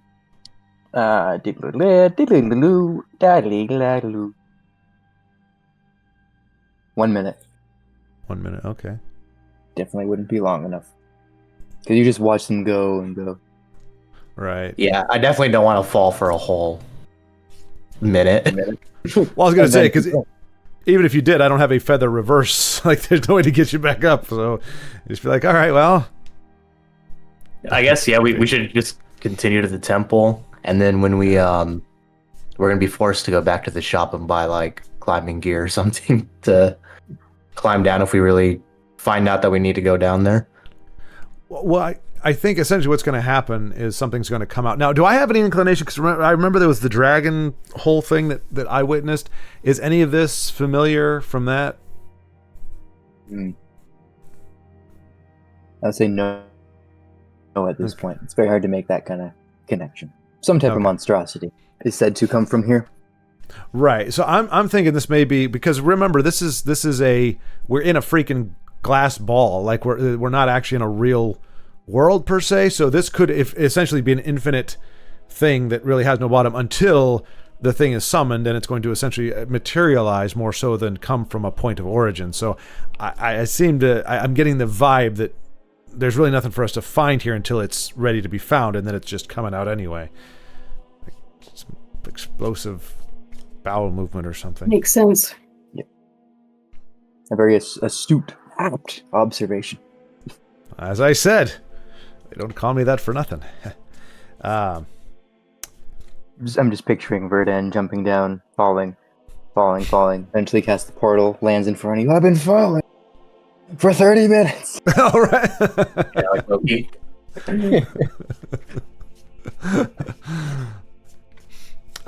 Okay, so yeah, I guess we've seen the sights. We smelled the sights. I don't know if there's anything more to do here. This is where it all goes down. Yep. Yeah, I guess we just continue on to the temple. Yeah. And you exit the way you came. It's completely different. I'm kidding. You're totally screwed. I just out of curiosity, is it, like, what is supposed to be going? Are those just is that water? Yep. Going into. Oh, the waterfall. Okay, gotcha. I was like, are those like tentacle arms? Are they? Yeah. Because they look. Yeah, they had like little Floppy. knobs. Just Right. arms. Okay. Eldritch horror arms just hanging there. Yeah. Right. No, it's water. Okay, that's cool. All right. Okay. So yeah, you make your way out of the chasm area, and sticking close to its jagged walls, you start making your way towards the temple. With the polyhedral dice recovered from the stray black cat of the night, you make your way to Raventail Temple. And as you approach, you see that the light is striking the side of the temple and creating a glittering display of white and a bunch of different colors like greens and blues as well, as it seems to be made, or at least contain, a lot of windows and glass all along the outside. So you can kind of see inside as you approach as well. A bunch of dark black figures moving about inside. You approach the front gate, and the front wall, which is not a window or transparent. But no guards are outside this time. And when you say dark figures inside, do you mean silhouettes, or you mean actually we can see that they are dark, mysterious, evil-looking figures? Not silhouettes. You can see that they are black in coloration, like pitch black. Okay. Hard to make necessarily details unless you go up to the glass. But you can only see that because it's kind of nestled in the mountain. So you can see it striking off the side, but you can't get to it unless you decide to go climbing up a cliff. And those that you can see, yes, you just see the dark figures inside. Huh. Through what you can visibly see, unless you decide to squeeze your way through some of the gaps in the side. I mean, we know there's people in there. We're probably not going to be able to discern their intentions just by looking at it, getting a better look at them. Yeah, I'd say maybe we can kind of creak the door open, take a peek in before we go in, just to see what the mood is in there, what the vibe is. I was going to say, can we hear any sound coming from there as well? Placing you ear against. Great. You're against the door. You hear the sound of music and revelry inside. And the faint clinking of glasses. Seems like there's a party in there. Sounds Hooray, like it's they're up not to no good. It's not evil chanting, that's something. Things are looking up. Yeah, sounds like a merry time. Yes, well, we all know where Footloose leads. We need to proceed with caution. This revelry could be drug-induced and all kinds of shenanigans going on inside. They could still be evil people who are just maybe they've got a sound going in the background to make it sound like a party. They're actually doing evil chanting underneath it. You never know. Maybe we just go in and just try to blend in, you know. Did anybody bring their dark clothes? Anybody bring dark clothes? I don't think I've got any in mine. But You wearing a black cloak? I was asking rhetorically, obviously. Everybody knows I'm wearing a black cloak, including myself. So yeah, I guess we just... Well, do you want to leave the boars outside? Yeah, I'll leave them outside. Although, go hey, eat some grass. here's a question. What happens if you use the boars for meat? Like, let's say you put them on a spit. Would the food disappear as well? It just says they exist until next dawn. So, I mean, if you were, I guess you could interpret it if you were to digest everything before the next dawn, that yes, you can get the nutrients from it. Right. Okay. No, I'm not suggesting we do that. I was just, if we say, hey, we brought food, we might get a warmer reception. But Well, yeah, we'll leave them outside. We'll keep that in the back pocket. we'll just see. Maybe they don't dig on swine. So we'll just have to wait and see. Or to dig on swine without a shovel. Alright, so And you want to banish me? So how would you like to approach the door? Just push it open. Pull it open. I think taking a peek inside before fully opening it is probably smart. Alright. Are you volunteering? Yeah, sure. Someone's got to be brave in this group. Alright. Well, I was going to volunteer if you didn't. So you're opening it by yourself. Mm-hmm. I do require an athletics check from you, Verdun. What kind of door is this? It's a very tall metal door. Don't fail, Verdan. You'll never live it down. Actually, yeah, no, it's a It said push. I could have sworn it said push. way metal. It's a mixture of okay. You said actually, athletics, right? Yeah. A mixture of glass and metal. You said 4? Oh my. Plastic Verdan. Alright. By yourself you can't open this door. You try and Someone help, but my arms are a little frail. Come and help. I'll come and help because I've got decent strength. Now are you pushing were you pushing or pulling the door? Whatever the opposite is, let's just go with that. Alright. Well, with the both of you together, Probably you're pushing it, but you're able to pull I it. only got a 7, so that's probably not very good. That's all. What's my With the pluses? with the two of you there, you're able to open the door together. Because Arnu and I just come look at realized each other and go, it said pull, not push.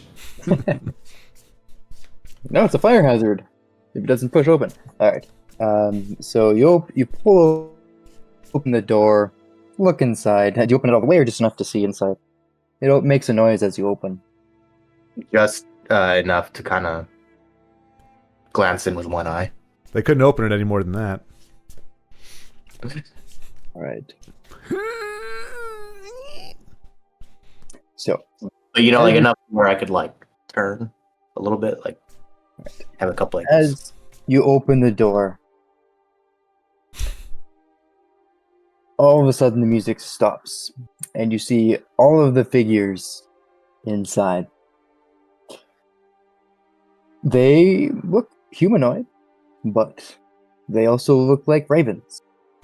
And you see dozens of Ravenfolk heads all turn towards you at once as the music stops. Towards the door, at least. Are we blending in? And But you they don't hear shoot Probably not. words in a language you don't understand. I don't think anyone here knows how to speak Ravenfolk or Feather speech. But you hear some words in a language you don't understand. And then all of a sudden you see one of the figures come over and do one of these into the gap you're looking through. Could I? I'm just wondering if I could summon my own ravens and then maybe see if there's anything we can learn that way. You can, but at the moment there's a Ravenfolk doing this. Like right at the door, back Right to at me. the door. Right back to you.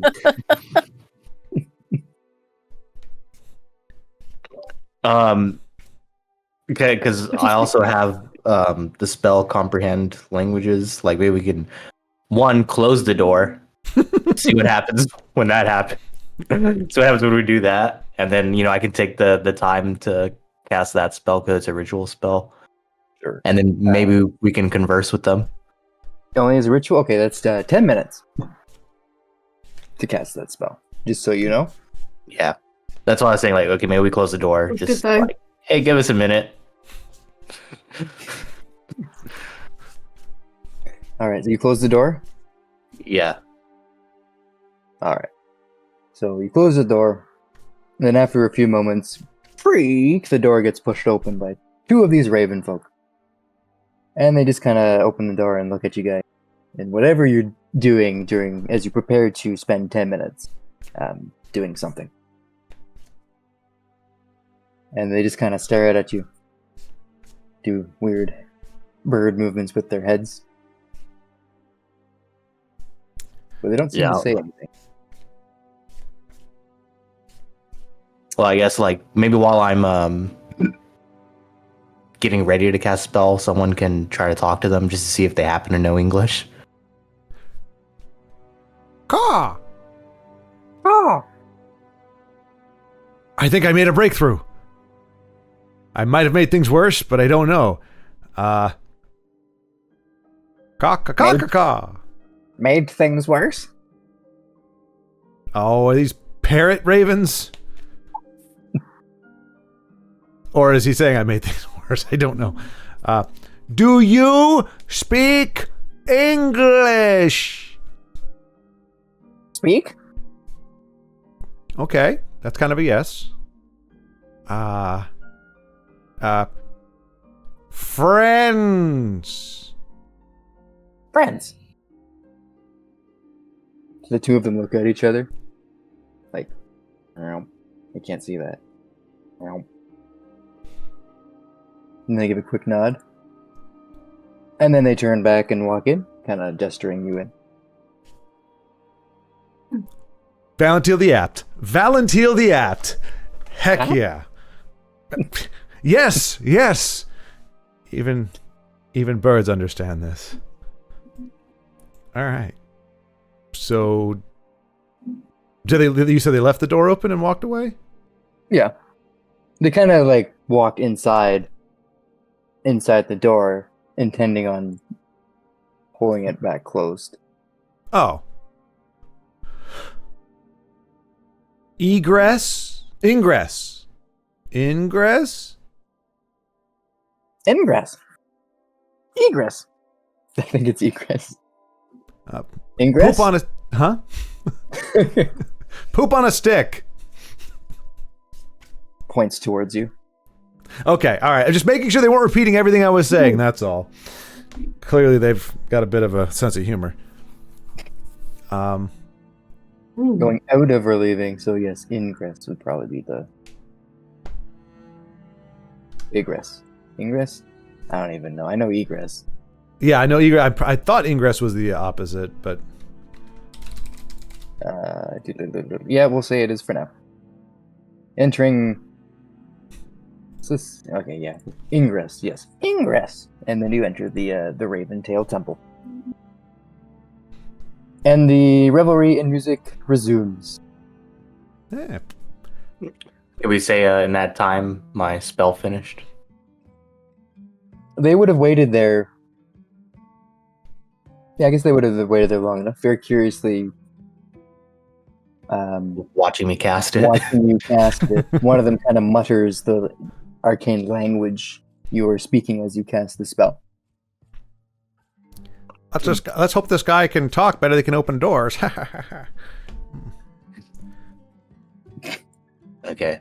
Well, I guess like since I can hear the language now, I'm just gonna kind of mosey around and kind of eavesdrop on whatever they may be saying.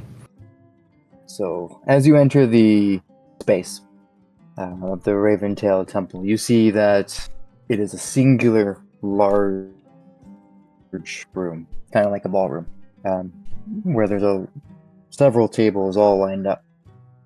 It seems like some type of celebration or a feast is in here. You can see at the very far end there's a stage with some of the Ravenfolk playing some instruments, because they do actually have hands. Not the images here. Like have, human hands? Yeah. Well, Talon-esque hands, but they have thumbs and that kind of stuff. They don't have wings, where it's useless to hold an instrument and stuff. And you hear them say things like, who are these newcomers? What are they doing here? Ooh, they look friendly. That one looks nice. That one looks weird. And that kind of stuff.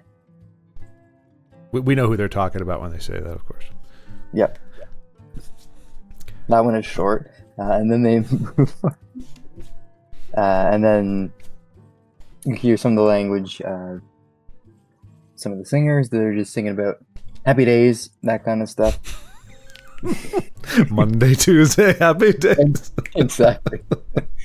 And then you do catch one of them saying, are they here for the play? It's going to be starting soon, and that kind of stuff.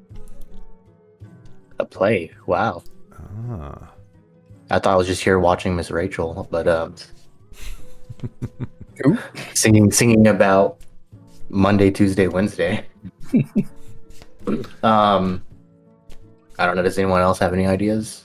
I mean, I'll just assume that Verdan's just going to be saying like, oh, they're saying this and this, but hey, apparently there's a play. Now, with you having the ability to understand languages, does that allow you to communicate with them? Can you answer them, or are we limited to whatever they can learn, whatever they can pick up from what we like, just how we just had, or can you actually fluently communicate with them? It says, I understand the literal meaning of any language that you hear or see signed. Yeah. Oh. So I guess that means I can't speak it, but I can translate it back. You can understand it. It's not the spell tongues. I think tongues allows you to speak.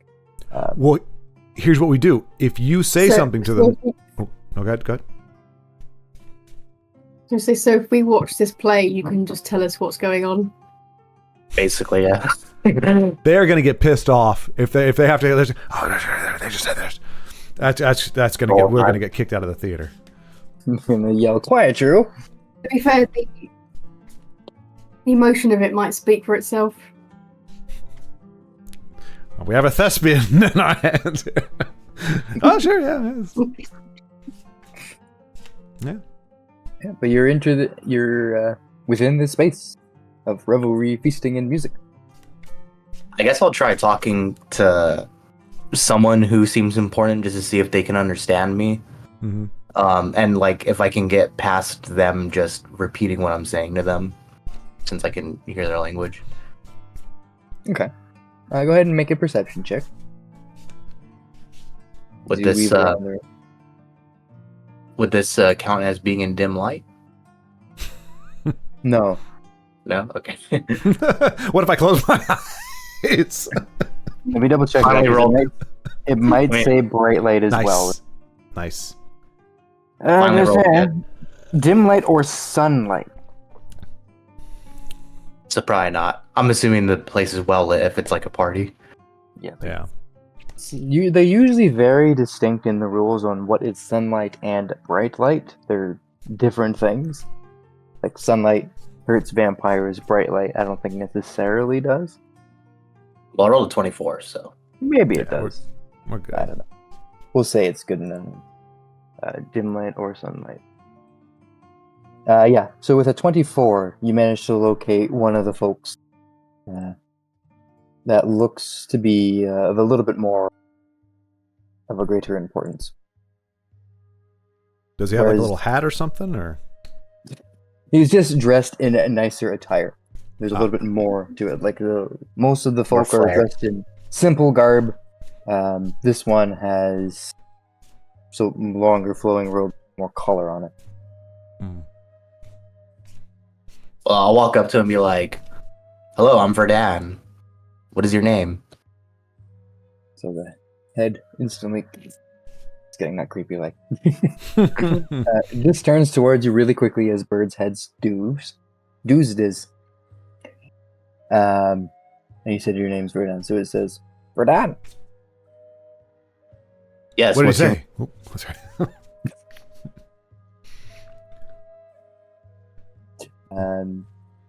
Do you mention that you can understand them, or do you just say, "Hi, my name is"? Oh yeah, I'll say I can understand you. Understand? You can speak your native tongue. Native tongue. And then he starts speaking in his native tongue. Okay. And so he says, "Welcome, Verdan." Something along the lines of, "To Raventail Temple. Have you come for the play?" Sure.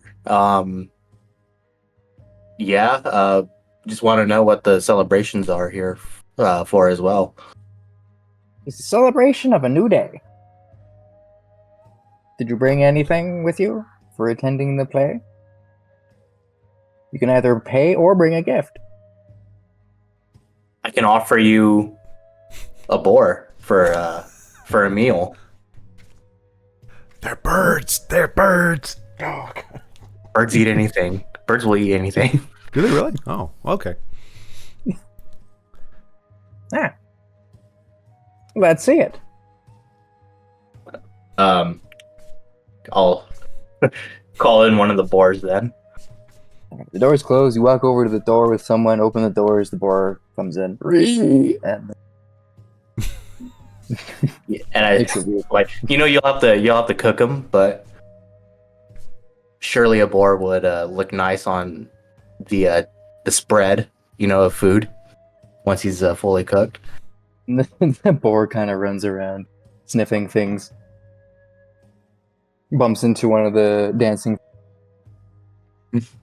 Almost trips another one. Bumps into another carrying glasses. They spill everywhere. Ah! But the well-dressed Ravenfolk seems amused and pleased enough. Ah, very good. Please enjoy the festivities. Okay. Sure. When does the play start? Also, what is the purpose of this temple?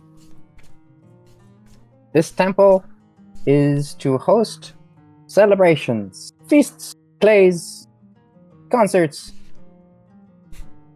anything you might do to entertain. Are any of you entertainers? Looks over at you all like that. Sees Tina in her full plate armor. Is anyone here an entertainer? I know Valentil can probably spin a good story. Well, it depends if we're supposed to be gleaning information from the play, or if it sounds like we're almost being encouraged to partake as a troubadour of some kind. So it really just depends if they need us to be, want us to be, or I'll ask him if he needs us to. I'm guessing it's gonna have to be me. Yeah, because it's gonna be in. What is the play about? Yeah, but I guess could ask if there's if you need vacancies, maybe one of us can, but not necessarily an entertainer by trade. All right. So yeah, he says, no, we don't need you to participate. Just if you want to add to the festivities of this temple, you're welcome to. But you only need to watch the play. I can do some magic tricks. That's about it. I'm just imagining some nat ones. Oh gosh. He casts prestidigitation, trips over his own feet. Blows the roof off, all the glass shatters. Ta-da! No. All right, so it is not mission critical that we perform. That's what I was trying to figure out. In that case, then, no. In terms of what the play is about, that's that. Ah, it's a tragic tale. But I shouldn't spoil it for you. I agree. Just watch and enjoy. Enjoy the play. Enjoy the festivities. If you bring up a YouTube video of this, I'm going to give you a massive applause. Are we literally going to watch a play? No. Oh. Whoa. Boo. What's the deal with crows? Oh no, the GM didn't create a play and then film it and do all this. Using AI. Jeez, man. Come on. Oh my goodness. Oh, that would be terrible. Yeah, you could have AI generated some Raven people performing a play. Cock-a-doodle-doo. Ravens. Right. Well, I guess we'll go prepare to watch this great play that Tragic what I'm play. sure to be a great play. Oh, wait. Before he starts, can you ask him if they have a brazier on the premises? Or a bell. Or a bell. Oh, right, bell. Yeah. Let's see here. Is Might have there a bell. What was that? doo-doo-doo? Yeah. They might have a bell, birds and bells, Mm-hmm. sort of thing.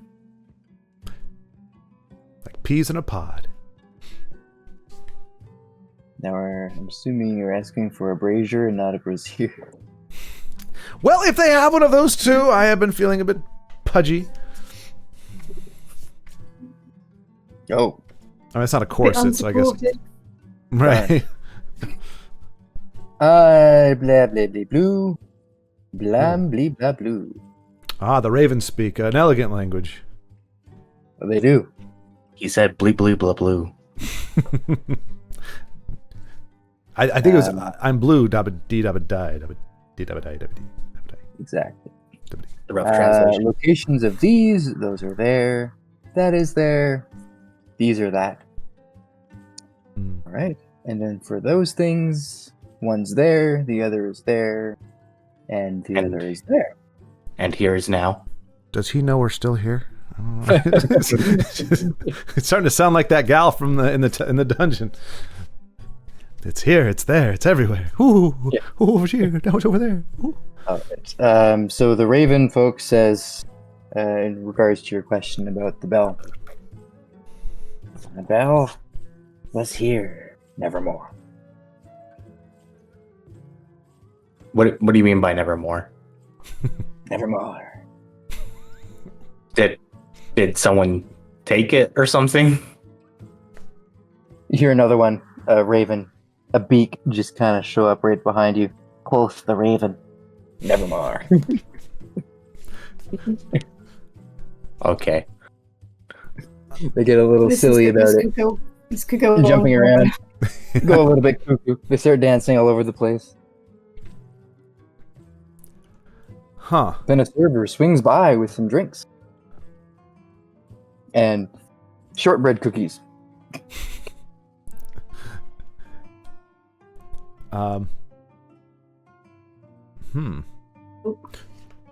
Well,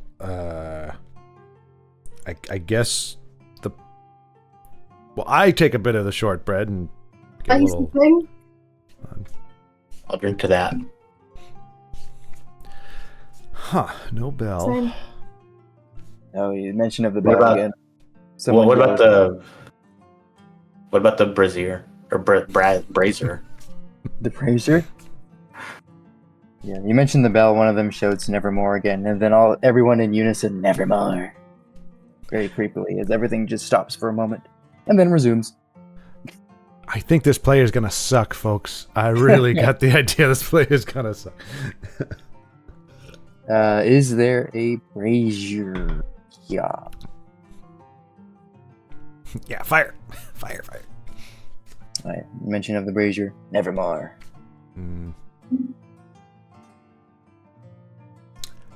Maybe the play will have some information in it. Mm-hmm. Yeah. Maybe need exposition. Yeah, maybe they don't understand. They don't even know what those words mean. Maybe. Yeah, like bell maybe to it them. means it's something different. Yeah. Yeah. And he said it was like a tragic tale, so hey, could have some like history behind it or something. And nothing is better for a festive occasion than a tragic play. So let's be good stuff here. All right. When does the play start?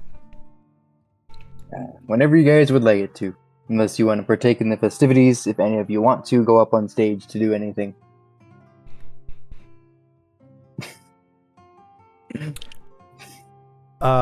Valentine gets up and just goes, "Nevermore," and then walks. Nevermore. And they all scream. Then all the music drops. Every single one of them says "Nevermore," and then everything resumes again. I think I reached them. I think you reached them. Yep. Hey, remember, less is nevermore. Oh. They all cast Vicious Mockery at you, and you take 11d4 psychic damage. Alright. Well, you can enjoy the food, and nutrition is good, because there's technically that as a hazard now. If you don't eat enough, you have malnutrition.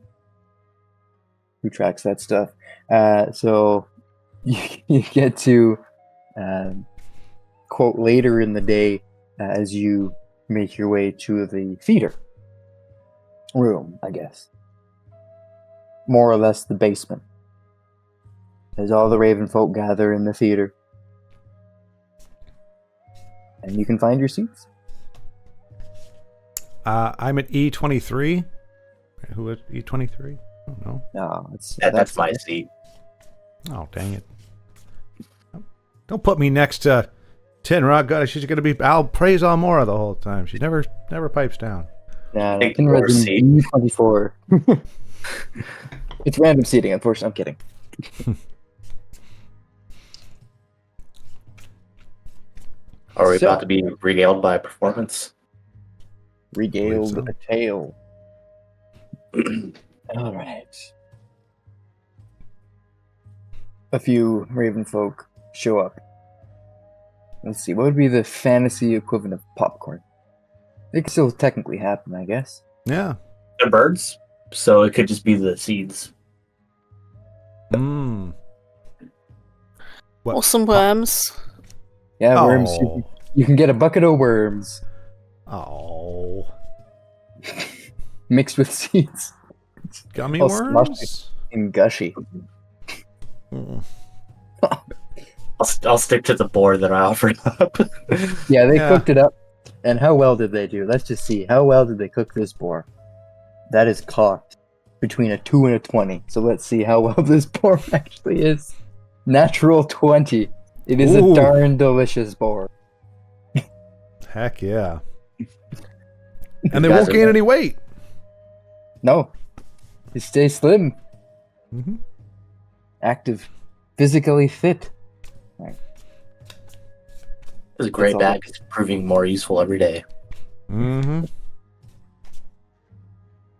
All right. So, the play begins. Keeping an eye on the time. Yep. Okay. The play begins with a single spotlight illuminating a lone figure, clad in flowing white robes and a white veil that hides their face. Their movements are hesitant. The gaze is longing as the figure looks towards the upper left.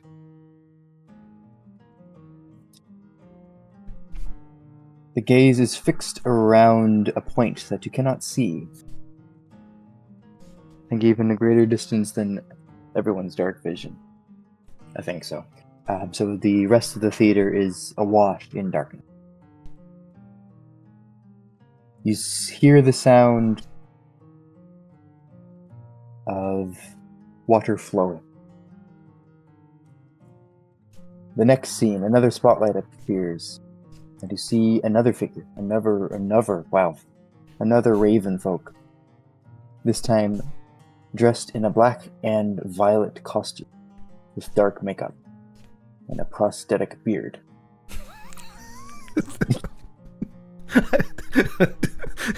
Is it actually is it a prosthetic beard? I mean, maybe it is. I'm just on never a bird head. On a like bird fake head. beard. Exactly. You're playing the characters. Okay. Um, Valentil chokes on his worms.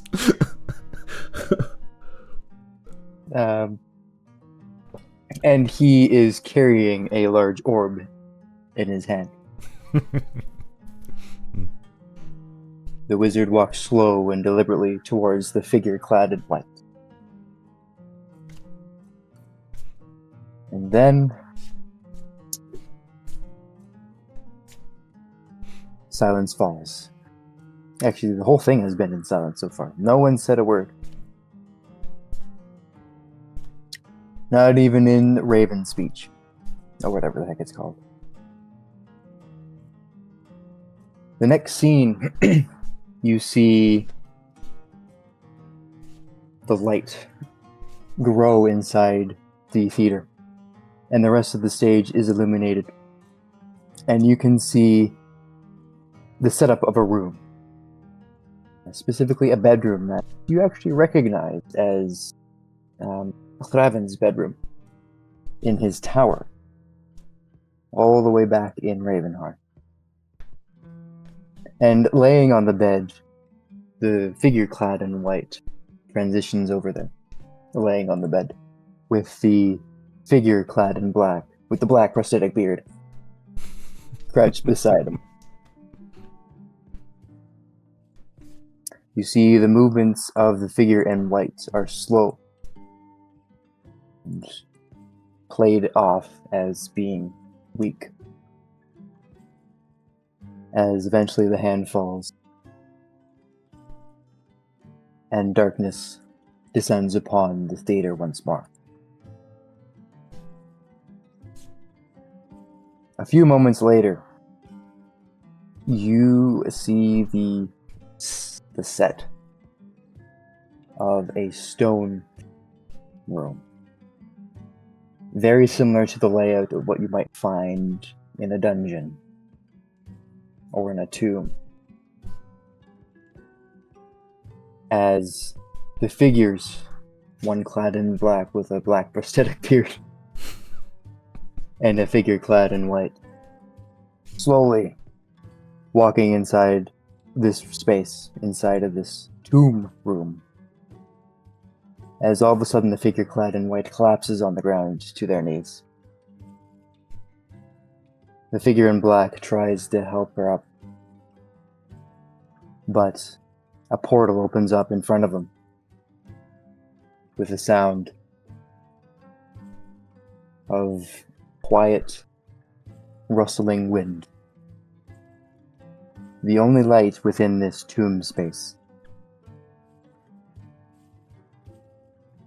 The figure in white reaches towards the portal, whereas the figure in black tries to hold the figure in white back. But the figure in white starts to drift towards the portal, eventually passing through, carrying it as it's just a prop. Passing through the portal, disappearing backstage, and the figure in black is left kneeling on the ground.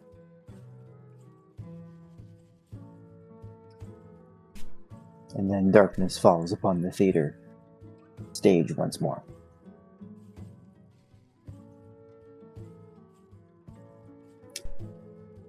And I have everyone at this point go ahead and make a insight check, and you can use your intelligence or wisdom.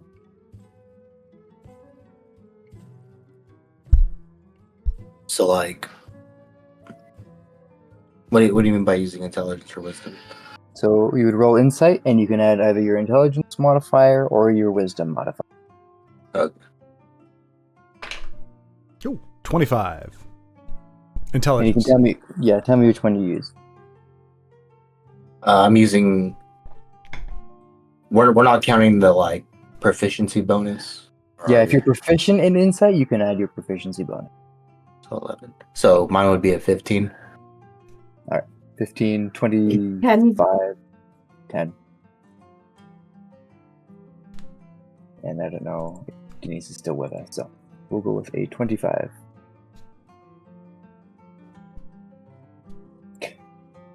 Up until this point, the play, from you can gather, has been about Flavin and his late partner, Fumi, or Fia Gnarl, as she's actually known, as this scene kind of reenacts what was described in Flavin's journals as Fia Gnarl fading. Basically, fading away is a reinterpretation of what that might have looked like as she passes through the veil into the afterlife.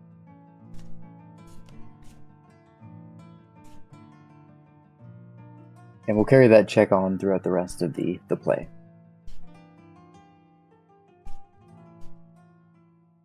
After a short break within the play, scene is lit once more. As you see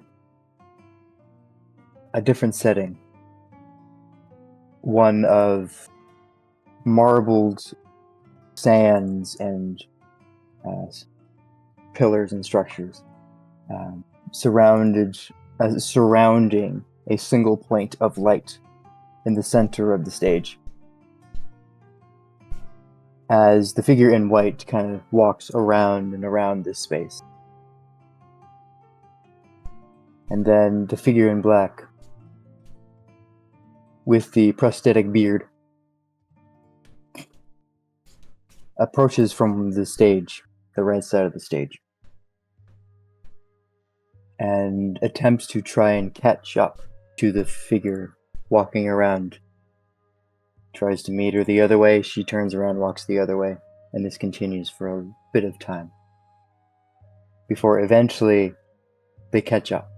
The black figure grabs the hand gently of the figure in white and tries to direct her into the light in the middle of the room.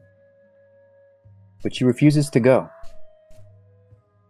and instead is pulling the figure in black towards a different part of the stage, now revealing itself to be a dark space. Basically, a curtain has fallen down, a cylindrical curtain. As the figure in white now pulls with more force the black figure in black towards the darker place of the stage. And there's a moment where they reach a point of equilibrium before the figure in white falls into the black cylinder. And the figure in black is left standing there all alone. And then the lights go out again.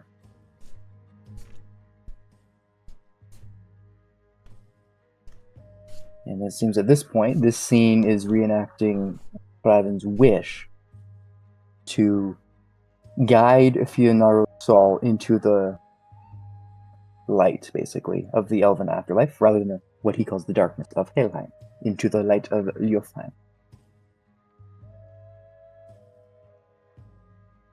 The final scene is the same black cylindrical space, but stepping out of it, the figure in white looks different. The veil that was over her face the whole time is now pulled back, revealing a mask that looks deathly, skeletal, decayed. As the figure in white emerges from the black space, the figure in black is nowhere to be seen. The figure in white wanders around the empty stage as the cylindrical curtain is pulled back up, until eventually the figure in black arrives and then sees the figure in white as she is, and then he collapses to his knees, looks up, and as the figure in white approaches, he stands up and flees the stage. The curtain falls, and the play ends. And the crowd claps. I've got the Shia LaBeouf just The slow clap. But the mic's not picking up. Yeah. It seems at this point, the play ends with Raven fearing of what Fionaro might become. Well, it sounds like what she has become sounds anyone- pretty god-awful. And then I'll have everyone roll an Arcana check. You know what? Let's use this one for that. Oh, all right. 28. Nice. Not bad. 9. Also not bad. Says Valentiel the Gaslighter. Also 9. Also Hello, 9. Everett. All right, we'll go with a 28. 28's pretty good. I got a 20, so not bad. There we go. Dirty 20. All right. So, with a 28 and a dirty 20, the figure Raven fears Fionaro will become is called a wight. Basically, a corpse who has their body inhabited by a soul. It doesn't have to be the same corpse to which the soul belongs. It's just a corpse is inhabited by a soul, reanimating the corpse as a wight. And depending on the soul, the wights can either be harmless or quite harmful. So, evil person or evil mage or warrior, a body, because a wight will perform a task associated with the soul and its memories. Say someone was a woodcarver. You might see a wight in an abandoned cabin somewhere, and all they do is make wooden figurines. We already fought Sounds a wight, funny. didn't we? I don't think you have fought a wight yet. You fought an undead, but not specifically a wight. Who was the with the well? A wraith. That was a wraith, Yeah, wasn't that was it? a It wraith. was a Oh, wraith, sorry. whereas whites Yeah. can be level drainers. Yeah, so wights can be nasty, but they can also be harmless. So, whatever the case may be, Raven fears this fate for Fionaro. And that is what the play represents. And as the lights turn on in the theater, basically the sconces are relit. And everyone starts to make their way out of the theater. We will end this session there. Thank you very much, everyone.